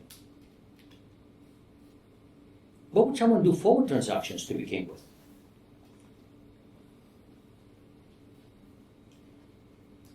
The hedge To hedge what? against market risk. Let me start with something easy, okay? So the answer is yes, but so let's start with something easy. The typical Canadian company has the following problem. They sell to the US in US dollars. They pay Canadian payroll in Canadian dollars. Yes? So the typical Canadian company has exposure to the Canadian US dollar exchange rate, right? This exposure is not good. It introduces a lot of uncertainty, and all companies have to deal with it. Imagine I run a company and my margins are tight. So if the US dollar goes up, if the Canadian dollar goes down, they all make money, they're all happy. Canadian companies love it when the Canadian dollar goes up, the Canadian dollar goes down. A weak Canadian dollar is great for any exporting country. They all love it. But what if the reverse happens? What if the US dollar goes down, the revenue goes down, now they have to pay this expensive Canadian payroll. That's bad, right? So what if they could lock in that exchange rate? That'll be good. Then you don't have to worry. I don't care. Dollar going up, dollar going, I don't care. That would be good, right? Companies would love it. So how can they do it? Like this. You enter into a forward contract. You go to a bank and say, I need my expenses are 50,000 Canadian dollars per month. My income in US dollars is just, I don't want that risk. No problem. They give you a forward contract. So say for the next year, you're hedged. They say, woof, good. As your year comes to an end, you have to think, well, I mean, did I make money? Did I lose money? What happened next year? They have to do it again. But that's an example of hedging. Now, this is a forward transaction on currency exchange rates. We didn't talk about that. We talked about stocks, bonds, natural gas, and electricity. I could have done it on currency. But you could. And that would be an example where you would like something like this. But now, specifically a bond. Why would someone want a forward transaction on a bond? Let me ask you a question. Who buys bonds? Do you buy bonds? Someone does. Do you buy bonds? Some people buy bonds. Well, who are the biggest bond buyers? Governments? No, the government issues bonds. I mean, other Oh, other governments. No, I know what you're thinking. I know what you're thinking. It is a fact that the biggest buyer of U.S. government bonds is Japan, and the second largest is China, and maybe that's what you meant. But the biggest buyers are actually not countries. They are, for example, pension plans. Canada pension plan. No, you all contribute to the pension. You're all investors in the Canada Pension Plan, right? Well, what is the objective of the Canada Pension Plan? The objective is that when you retire, in 100 years or something, they can pay your retirement, right? But when I retire, like tomorrow, they can pay my retirement, right? No, I'm not retiring before your final exam, don't worry. That's their objective. And, but what does that mean in terms of finance? That means that they have to make sure that that pool of money grows at a certain rate. If rates are low and inflation is low, they don't have to grow very fast. But if rates are high and inflation is high, then they better grow. So typically these plans, they need to grow as interest rates go up and down. So they are big buyers of bonds because bonds gives them that growth, which is their base growth. We'll talk about this in more detail towards the end of the course when we talk about investments. But a way to make sure that that pool of money grows more when rates are high and grows less when rates are low is by buying bonds. So they are big bond buyers. And guess what? Every month, at the end of the month, is when we make our contributions, right? My contribution comes at the end of the month, so does yours. So at the end of every month, Canada Pension Plan, there is a whole bunch of new money coming. And they have to buy bonds very, very quickly at that time, right? Yes? Okay, what happens if, and by the way, all pension plans are the same, they all get paid at the end of the month, right? If you're a bond seller, you want to sell bonds, what do? You wait until the end of the month, because you know Canada Pension Plan is going to buy a lot of bonds, right? So if you're a Canada Pension Plan, what are you going to do? You're going to wait? You understand what I'm saying? If you wait, okay, now I got my money. How come the price of the bonds are so high today? Well, because everybody's buying bonds today, right? If you're a bond trader for Canada Pension Plan, you're working now at Canada Pension, right? Would you say, damn, I wish I could have bought these bonds yesterday. They were so cheap yesterday. Today, everybody wants them, so they're going up in price. By the way, this is a world now where no one works for free, okay? All right. Wouldn't you think so? Damn, I wish I could have bought this bond yesterday. Today, all prices are high. Guess why? Not just Canada Pension Plan.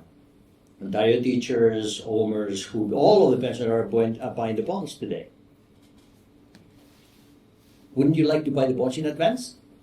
But you don't have the money because the money's coming tomorrow. What do? Finance people, what do? Sign a contract. You do a forward contract. Right? That's a way to avoid the rush. Because it will be a very bad idea to buy the bonds when payroll happens. You see? In fact, these transactions are the most, some of the biggest transactions, forward bond transactions, because the biggest buyers of anything are the pensions, and they need to do that.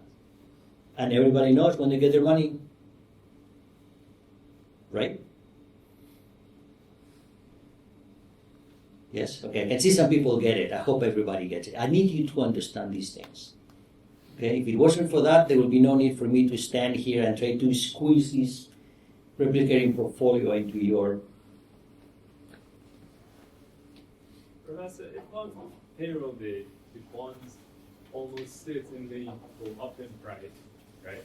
Why doesn't everyone just take their life savings, buy it the day before, and just sell it the day after? Well, look, okay, now this is very good. Now, I'm glad you're thinking like that. Okay? So what you're saying, this has a term, it's called front running. If you know something is going to go up in price, what do? You go and buy it, you go and buy it before, right? Yes, exactly. GameStop, for example. You heard of that stock, GameStop? Yeah? Okay. But if you're on the buyer side, you're not stupid. You know they're going to do that. So you have to beat them too. Right? That's how you beat them. Yes, you're right. Why don't they do it? Because if there were no forward bond transactions, that's what I would do. Have you ever been in a situation of when a flight is overbooked? Especially in the US, this is very common, and they start to say, well, ladies and gentlemen, this flight is overbooked. We're looking for volunteers to give up their seats. What happens when they make that announcement? Many people go like, okay, how much? And they say, we're willing to give up their seats for $100. What do people do? They look around. No one is moving. I stay put. $200. $300. If at that point someone stands up to go to the washroom, everybody goes to the counter. I take it, I give up my seat, right? That's an auction. That's what auctions are. It'll be the same for bonds. If you want your portfolio with hundreds of billions of dollars to be part of that, sorry, you'll be fine. Okay? No, you will not survive it. You need to do something to avoid it, right? That's what you do. If you were the only one who doesn't know this, on the day payroll happens, you're having your lunch comfortably. I say, why are you having lunch? Aren't you worried? No, I did this last week. Oh, you're very smart. No, I'm not smart. I took APM466. That's what I did, right? You understand what I'm saying? And that's just another example. But yes, this is hedging. A type of hedging, right? Good. All right, so back to, I want to make sure that everybody has climbed this hill together. Everybody understands this now? All these cash flows, these payments, and how we can, from here, derive that there's a forward yield which is going to be given by this price. We found the price to deliver this forward bond agreement, okay? So if I have that, why don't I, by analogy, just being a mathematician, define the forward yield to be the same thing. The logarithm of that price divided by the time differences between the two terms. Why not? And if I have that, why don't I look at the limit when the two terms go back together? That's another partial derivative. This partial derivative is a very, very important number. It's called the forward rate. And it's the one that you have to calculate in your assignment. So your assignment, not only you have to calculate the yield rate, you have to calculate the forward rate. And it's given by this formula. So you have to take a partial derivative. That's all you have to do for your assignment. Okay? Yes? I don't know if you read your assignment. Have you read your assignment? You have to do a forward rate. So you have to take a partial derivative. Okay. So we settled it today that you know what a partial derivative is. Yes? Okay. Well, how are you going to take the partial derivative in your assignment?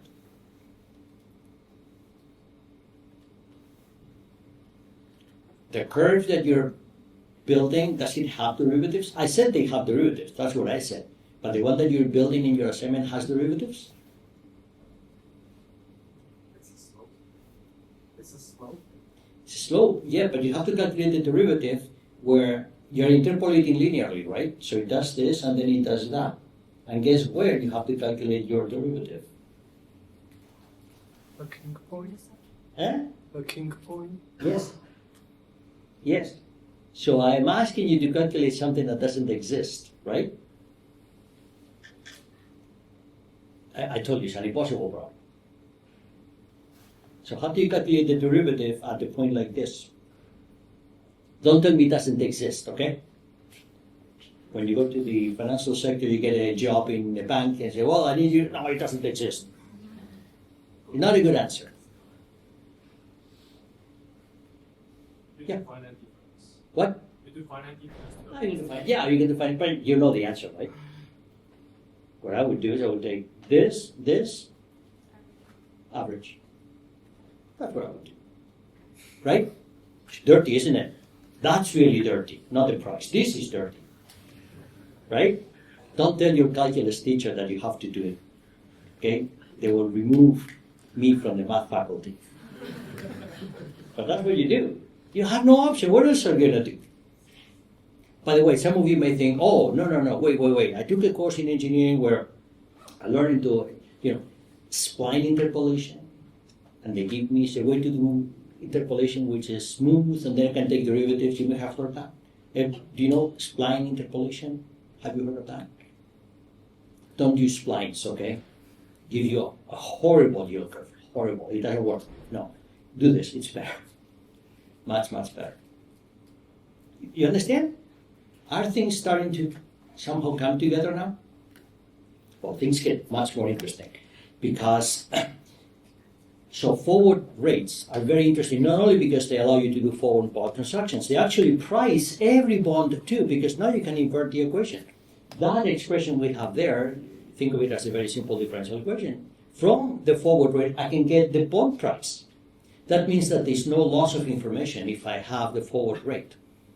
So the forward rate and the yield rate have the same information. There's no information loss. Okay? Yes? Okay. Yes? Will I continue? All right, I want to continue. Because now this gets to be really, really interesting. So let's say that these are 3 of the 10 curves you're going to have in your assignment. In your assignment number 1, you're going to get 10 curves. 10 days, right? 2 weeks. It will look like that. All right. This is very interesting. The change of one curve from one day to the next, it's a superposition of 3 very well-known movements of the yield curve. The first movement is what's called the parallel shift. The curve moves up and down in a parallel manner. All rates go up by 1 basis point. All rates go down by 1 basis point. 1 basis point is 0.01%. Okay? That's a parallel shift. So there's a little bit of that. You see, I don't know what is red and blue, but if red is today and blue is day after tomorrow, then they all go up. But then we see that some go up more than others, closer to today, they go up more than later. So on that motion, there's another motion, which is what's called the curve steepening or the curve flattening, which is this. Yes? And this is a very important move. The first move is very important. Rates go up when money supply goes down. And that's typically what the central banks control. This one is a different bet on where rates are going. So for example, when rates are coming down in the long part of the curve and up on the short part of the curve, it's well known that this is a precursor of, for example, a recession. Okay? This is inflation, and this is a recession. And then the third one is what's called the convexity, or the butterfly spread. The butterfly spread, it does that. The curve moves like that. Flips, it swings from the center. Okay? And then some other stuff. Now, I have more to say about this, but first your question.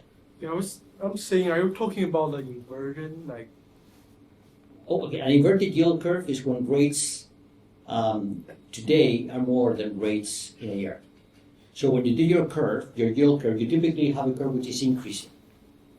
Okay? If you have a curve which is decreasing at some point, that's an inversion, an inverted curve. And typically, economists would tell you that this is an indicator of a recession coming. Not good. Yes? That information is also in the yield curve. We're not doing economics. This is not economics course, so that's not something that's going to come up in this course, but it's something that could have come up in your economics courses already. Yes? All right, so let me continue with the movement of the curve, because this is something that you're also required to do in your assignment number 1. not exactly like this, in a mathematical way, because the thing I told you is not mathematical. I want to make it mathematical, and then it'll be more interesting. Now, before I do that, let me spend some minutes talking about stocks that you may be more familiar with. Who invests in stocks? Anybody invest? I need one person who invests in stocks so I can talk to. Can I talk to you? Okay, you invest in stocks, right? You know your stocks. Canadian stocks? No. US. US. Okay, great. Even better. For me. For you, maybe. But for me, it's better. US stocks. Great. So, I don't know your stock portfolio. But let's say that I told you, said, the S&P 500 is going up today. You're going only long, I assume, no shorts, right? Yeah, only long. Good. I told you the S&P 500 is going up today. You making money? Probably, right? The S&P 500 is going down today. You're probably not making money today, right? Why is that? Why is that? Well, let me explain to you mathematically why that is the case. It's a property of financial markets, which we can see very well here. So instead of having all the 10,000 stocks in the New York Stock Exchange, I have 10. Because with 10, I have only 100 numbers that I can show you on the screen, and then I can talk about it. Okay, so now look at the screen. You have 100 numbers there in front of you. I want to tell you what these numbers are. 10 stocks. Not 10,000 stocks, it's 10,000, only 10. What these numbers are the following. Of the 10 stocks in this example, I looked at the variance-covariance matrix of the daily changes of the stocks. No more details, you don't need to know. And then I look at the eigenvalues and eigenvectors of that matrix. Okay, hold on. Eigenvalues and eigenvectors. You all know that, right? Anybody does not know eigenvalues and eigenvectors? You better know them. If not, that's your to-do today, okay? All right. So these are the eigenvalues and eigenvectors of my variance covariance matrix, because that's the only thing I need to know today. And what you have there at the there's a line there, not at the very top. At the very top, what you have is the percentage of the eigenvalue as a function of the trace. So how big is that eigenvalue as a function of the trace? So for example, the first eigenvalue that we have is 2, okay, which it happens to be 55% of the trace. The trace is the sum of all the eigenvalues. So the first eigenvalue is more than half of the sum of all of the eigenvalues. The second one is 0.3, which is about 10%. And the next one is 0.2, which is about 7%, and 0.2, which is 6%. And you see, they go down. The important is a very heavy eigenvalue, very, very heavy. The first one. It's so heavy that it's more than 50% of the trace. And what eigenvalue is it? Well, the eigenvalue is actually there. It's -3, -3, -3. That eigenvalue, I'm going to say, is the eigenvalue 1, 1, 1, 1, 1. You say, no, there's no 1, it's -3, -3. I know, but do you not remember that eigenvalues are determined up to a multiplicative constant, right? So -3, -3, -3 is the same as 1, 1, 1. So I would argue that that eigenvalue is the index. It is the index. And it explains 55% of the behavior. That's why you're happy if the S&P goes up, because there's a 55% chance that yours is going up too. And why is that? Is that because that eigenvalue is 1, 1, 1, 1, 1 is the index. If that eigenvalue was different, it would have no impact on you. By the way, it will have no impact on you if you're, for example, a hedge fund. You go long and you go short, because every time you go short, guess what? You actually short that eigenvalue. So if you're a hedge fund, for example, the first eigenvalue will typically not mean much to you. The second would, but not the first. Okay? But if you only buy stocks long, then it matters. So I'm not going to talk about stocks, not about this, but as a way to, stocks are much more complicated when it comes to this. But when it comes to When it comes to any financial sector, what you have is this variance covariance matrix has that explanatory power, and the significance of the eigenvalue tells you how relevant that particular eigenvector is. So this is called the spectral decomposition of the financial market. And this is called the principal components that you may have heard of. So for stock, this is a big deal, but I want you to know what this means for the case of fixed income risk factors, because that's what you're doing in your assignment number 1. So in assignment number 1, you're going to calculate these rates every day for 2 weeks. So you have 10 lowercase t's and at least 5 uppercase t's. That's going to be what you're doing. You're calculating that in your assignment number 1, right? And then I asked you to do the following. I asked you to calculate the daily changes of the rates, like that. And then I said, from there, get me the variance covariance matrix of those changes, like that. And from there, I'm telling you, get me the eigenvalues and eigenvectors in decreasing order, like that. This is in your assignment number 1. Sounds familiar? You read it, right? That's what you're supposed to do. Now let me tell you why this is very important. And let me tell you why your assignment number 1 is far more important than it seems.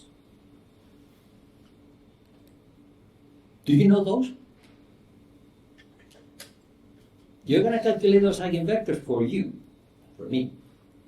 What are they? Can you guess? We talked about that. These are what's called the fixed income factors. The first one is going to be like that. 1, 1, 1, 1, 1. That's what I said earlier. Most of the movements is the parallel shift. That's the parallel shift. Right? What's the second one going to be like? Very likely like that. That's a curve steepening effect. What's the third one? Very likely it's going to be the butterfly effect, like that. You are going to calculate that. By the way, don't expect to get the number 1. You're going to get some number. But as you know, the eigenvectors are determined. Eigenvalues are eigenvectors are determined up to multiplicative constant.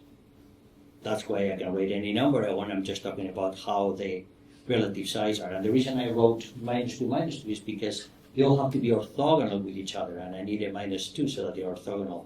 If they had exactly 6 components, yours will have maybe 5, 6, something like that. Okay? Do you understand what I'm saying? This is intuition. You are going to do the precise calculation, but I'm telling you what you should find and the significance of that. And this is something you need to understand if you are in the fixed income market, because this is what tells you the factors that can affect your portfolio and how. For example, everybody who trades fixed income knows the sensitivity of their portfolio to the first eigenvector. It's called duration. So important that if you don't have that under control, your portfolio could be wiped out. That's the problem that Silicon Valley Bank had. Very big duration.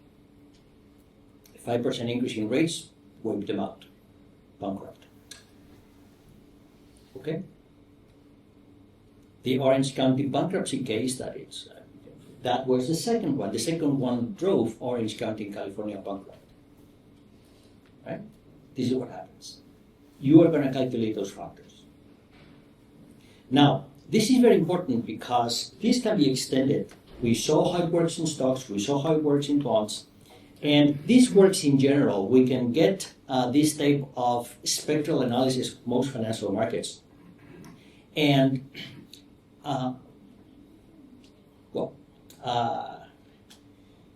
spectral theory has this way of telling you how things work. I have a way to explain this, which is, I'm assuming that you know about eigenvalues and eigenvectors, and I want to spend a little bit of time on that. And then what I want to do is I want to tell you how this is done today using AI or machine learning. So, machine learning. Because with machine learning, we have a way of going beyond this. But one thing that we have with the spectral theory that we don't have with machine learning is that we have an understanding of how things are.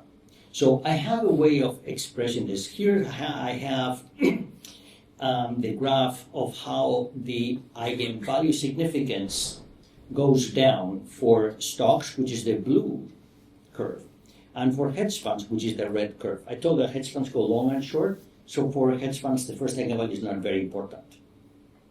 But for stocks, it's very important. It's right up there. It has a very big significance, and it drops very quickly. And the reason is that I can say that the stocks, they all move at the same time. They all move in unison.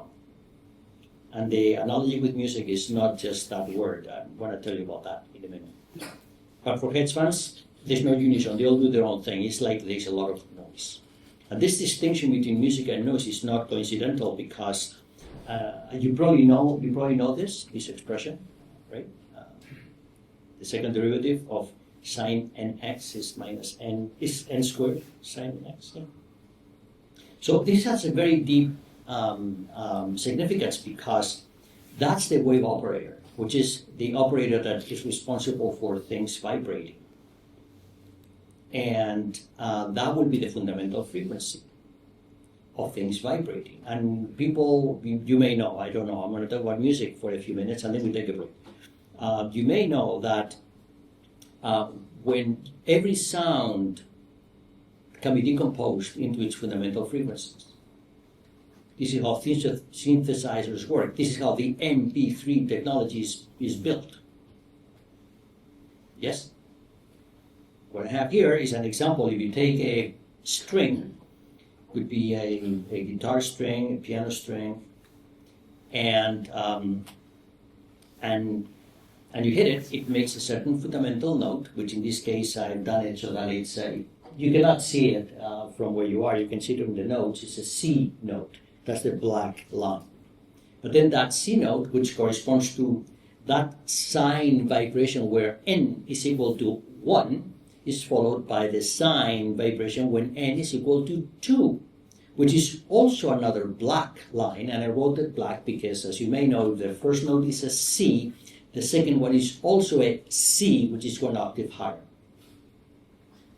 And then you can have n equals 3. That gives rise to the red oscillation, which is a G. It's the fifth. And then you have the fourth, which is the C again, just 2 octaves higher. And then you have n equals 5, which is the E sound. I don't know if you know music. And that's how you get all the fundamental frequencies. And you have as many of these as you have prime numbers. Every time you have a prime number, you have a new fundamental frequency. And that's how sound works. And with the MP3 technology is to say, well, sounds are complicated, but don't give me the sounds, give me the amplitudes of those things, and those I can store on your iPhone. And then I can play it back, because I just play those fundamental frequencies are known. That's what the MP3 technology is. Are you following me? And do you know who discovered this? Pythagoras. I don't know if you know the story. You know Pythagoras? He did the triangle here, yes? This is the story, I don't know if it's true. Okay, as he was walking to the school, I guess, he walked by a forge where they were making that. Then some days they were hitting this, people were hitting with hammers these long metal rods, and some days he saw that the sound of these rods was the sound, the hitting sound was actually quite harmonious, and so it was not harmonious. He invented the word harmonious, I think, actually. He said, well, that's very interesting. Why is that? Why is that? So we got to understand, why is that? Why is it that sometimes these sounds go well together and when they don't? So we became curious. Then he discovered everything that we're talking about today. In fact, this thing we're talking about, bonds, was in a certain sense discovered by Pythagoras 2,500 years ago. Because then, from there, we can understand that all instruments which are one-dimensional, all musical instruments, they follow exactly the same law, which is the law we just saw. Anybody plays music here? Anybody? What do you play? Guitar. A guitar. So you play one-dimensional instrument. Everybody plays one-dimensional. Who plays a not one-dimensional instrument? Who plays drums, for example? You play drums. Drums are very interesting because they are two-dimensional instruments.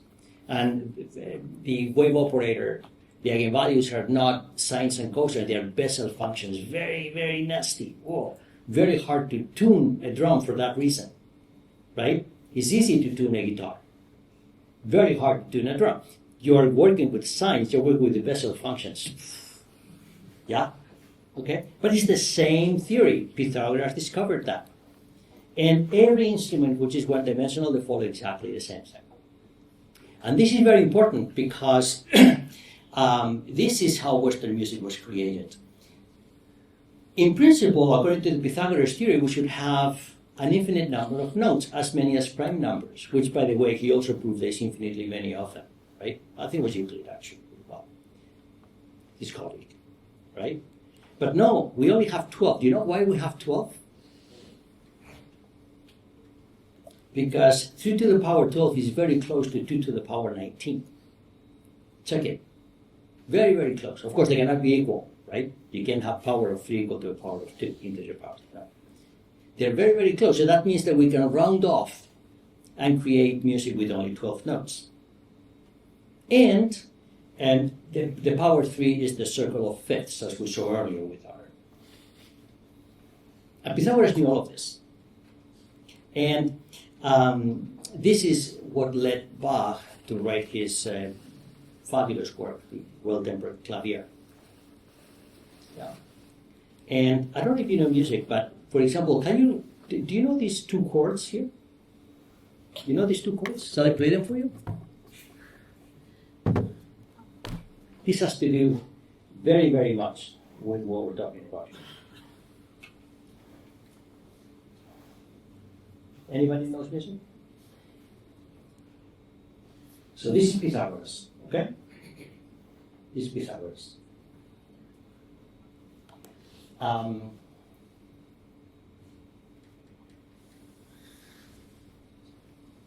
So the first one, this was very well known to Pythagoras. I have here. I need to see if you can hear them with my. That's the first chord.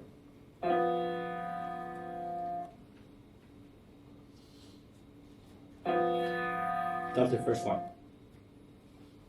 And the second one is this.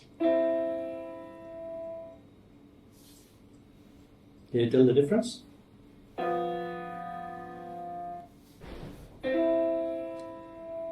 Which one do you like better? The second one.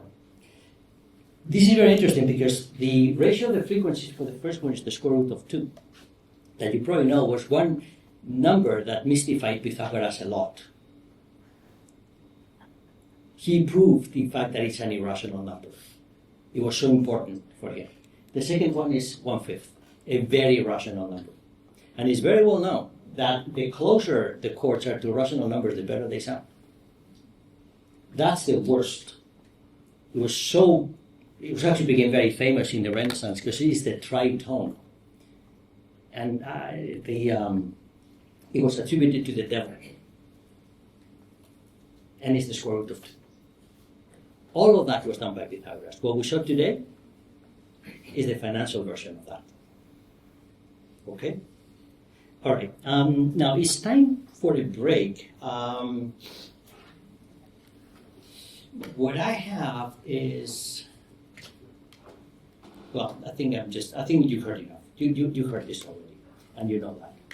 And this thing is also used when you're going to do, for example, image compression, the JPEG algorithm. Okay, the JPEG algorithm corresponds to the replacement of sines by the one in the middle, the one with the hard functions. Okay, or most anything that does compression would use exactly the same theory. So in a certain sense, we think that what we learned today in terms of the yield dynamics and what you're doing in your assignment number 1 is a way to compress financial markets into what? Into a 3-bit music, where you have 3 directions that matter, only 3. And that's very important because it looks like financial markets are very complicated. But if, like with the MP3 technology, you can create a 3-bit rate, that's much easier to work with, right? Everybody can work with 3 numbers, with 3 directions. But when you have bonds and bonds and bonds, it's very hard to do anything there. That's a way to think about what we're doing. Okay, so what I have here is a video. I don't know if I will show it to you. But we're going to take a 6-minute break until 1:30, and then I decide if I play this video for you or not. Maybe I play a little bit of it.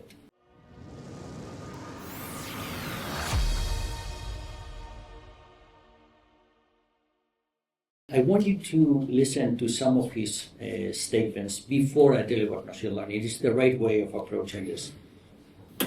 And let's see if it makes sense. Can you hear My it? name is Leslie Lamport, and I am a computer scientist, which is something that didn't really exist when I started being a computer scientist, and it took me a while to figure out that I was one.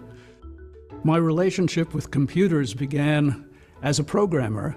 It never quite occurred to me that I was doing anything scientific until after I had published enough papers that it finally occurred to me.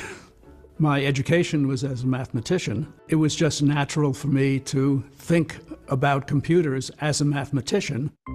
When you write an algorithm, you need to have a proof that it's correct. An algorithm without a proof is a conjecture. It's not a theorem. And if you're proving things, well, that means mathematics. Computer scientists tend to think in terms of programming languages. One of the epiphanies in my career was the realization that I was not writing programs as a computer scientist, I was designing algorithms. I came to realize that if I'm not writing a program, I shouldn't use a programming language. People confuse programming with coding. Coding is to programming what typing is to writing. Writing is something that involves mental effort.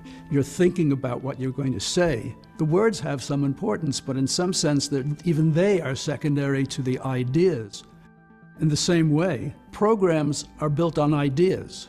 They have to do something. And what they're supposed to do, is like what writing is supposed to convey. If people are trying to learn programming by being taught to code, well, they're being taught writing by being taught how to type. And that doesn't make much sense. I'm going to leave it there. It's a very good video for many reasons.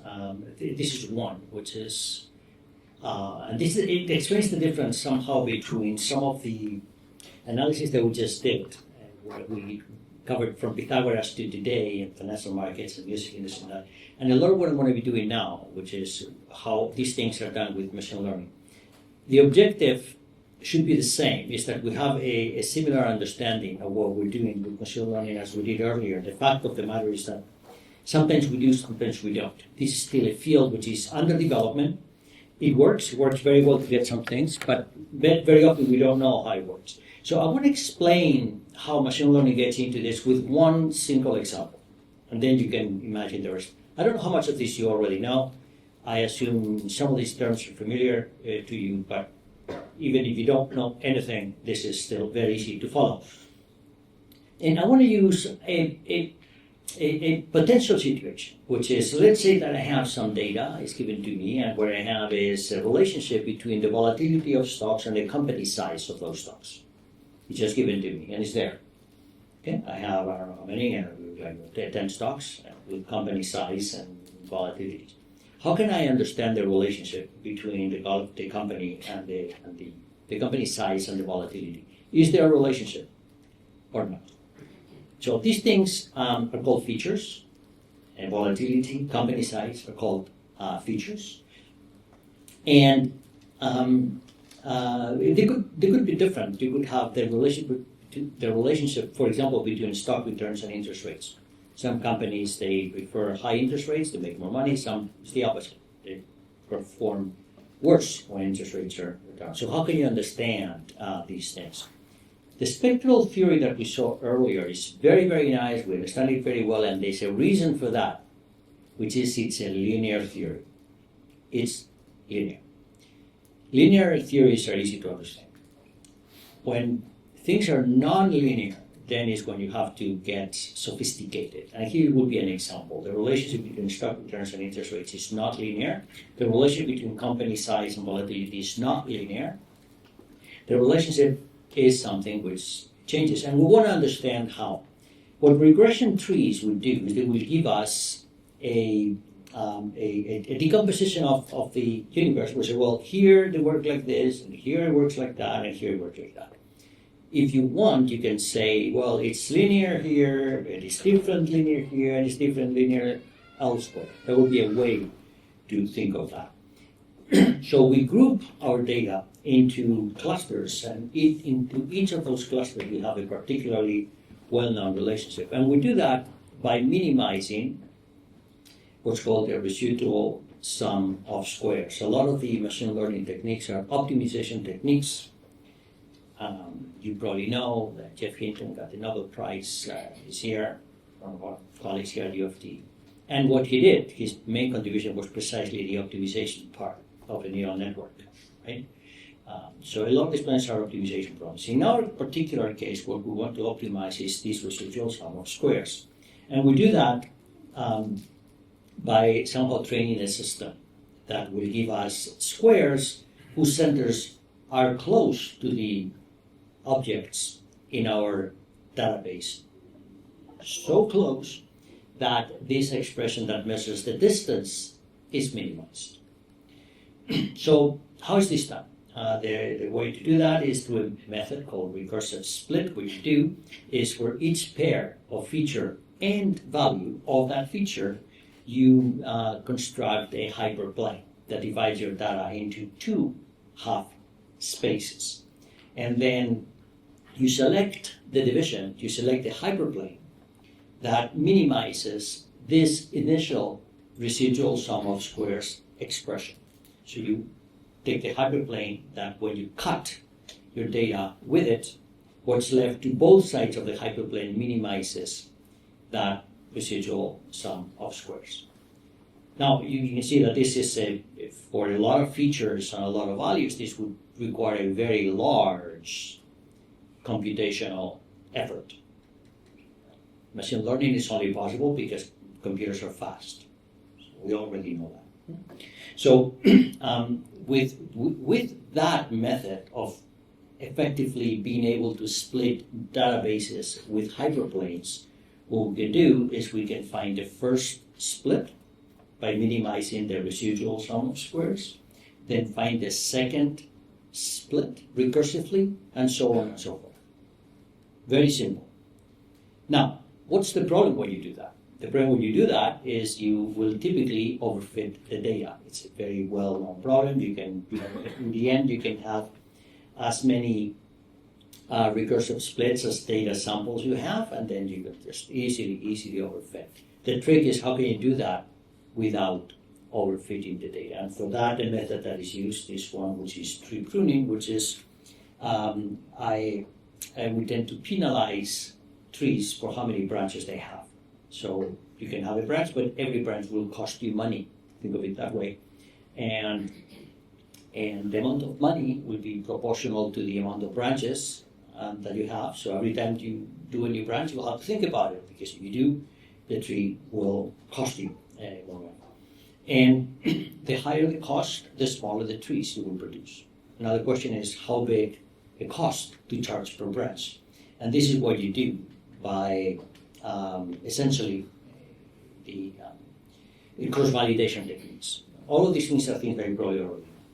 And if not, it's okay. This is not something that you need to, there's a lot of these techniques that you need to know. I just want to show you one that works in this particular case, and lots of others would work in other different cases. And as I mentioned earlier, the difference between this and the linear theories we saw earlier is that these are very powerful, but we don't have a good understanding. With the linear theories, they are not very powerful, but we have a very good understanding. And the objective is to see if you can take the best of both. Take the best of the linear theories that you understand and the best of the computational theories, which give you very good results. If you can do that, then you got a winner. Okay? So I'll continue with this. If you want to have an effective tree pruning algorithm, what you're going to end up is with a sequence of optimal trees parameterized by the cost of each branch. as the cost increases, the number of nodes decreases in your tree, and when alpha is very small, you are free to have very, very big trees, and then you have now a dichotomy or somehow a competition from very big, bushy trees, which give you a lot of overfitting and fantastic mean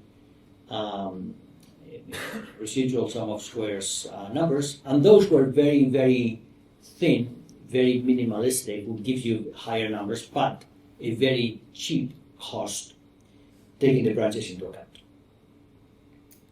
All right? And we choose the value of the branches by a cross-validation technique, which is essentially by training our our algorithm through our data set to try to find out what is the optimal value of alpha so we have the best results possible.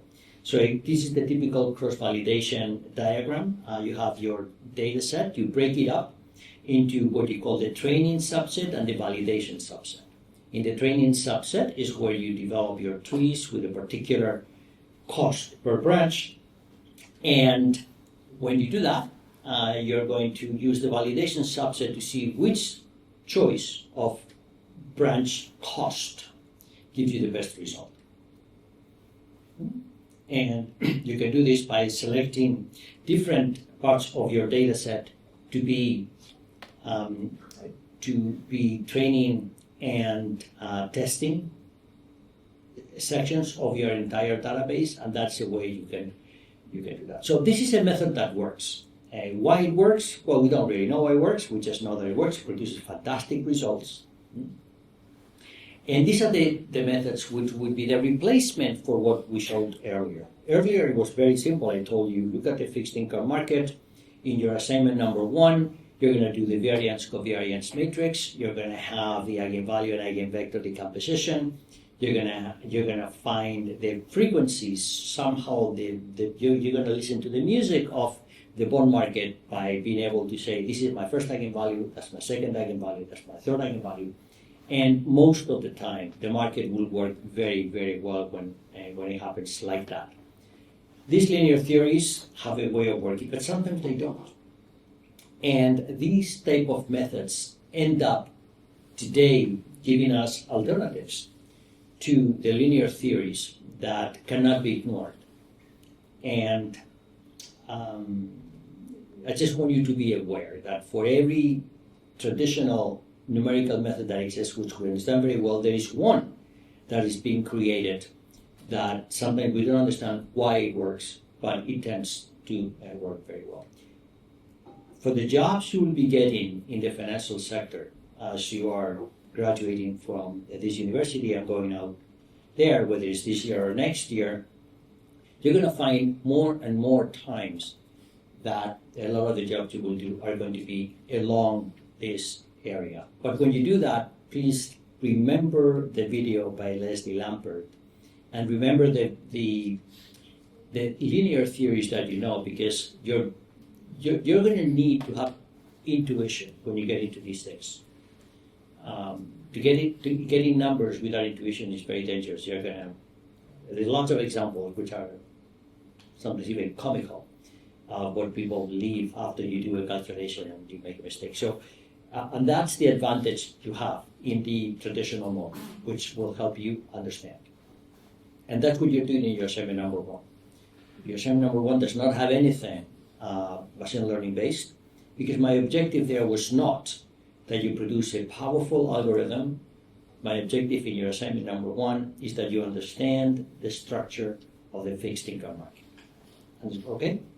And that will come to you when you do the eigenvalues and eigenvectors of that variance covariance matrix, which is the last part of that assignment. Okay? So at that, so I have a few more slides, but I want to make sure that by now I've finished telling you everything about assignment number 1, I think.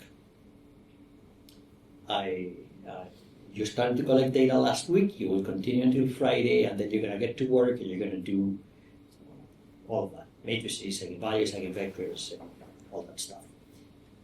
But when you do that, I don't need it, you need it. This is the advice I want to give you.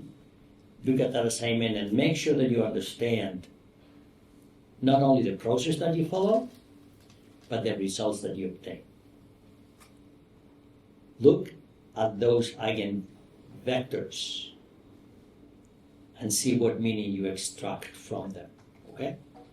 And by meaning, I mean intuitive meaning, because you are doing the MP3 decomposition of the fixed income market. That's what you're doing.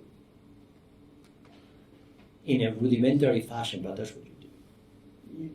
Okay?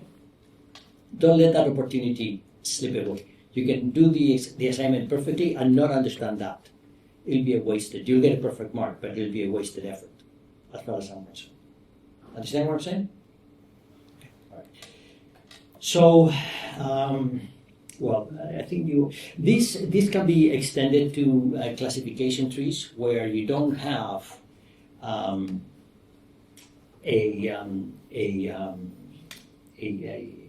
floating point objective function. What you have is an outcome, which is typically a Boolean variable, 0 or 1, and then the yes or no answers, true or false, and ones or zeros. So instead of the residual sum of squares, what we do is we consider a classification, a Boolean variable, which is a variable in the interval 0, 1, because we don't know what that,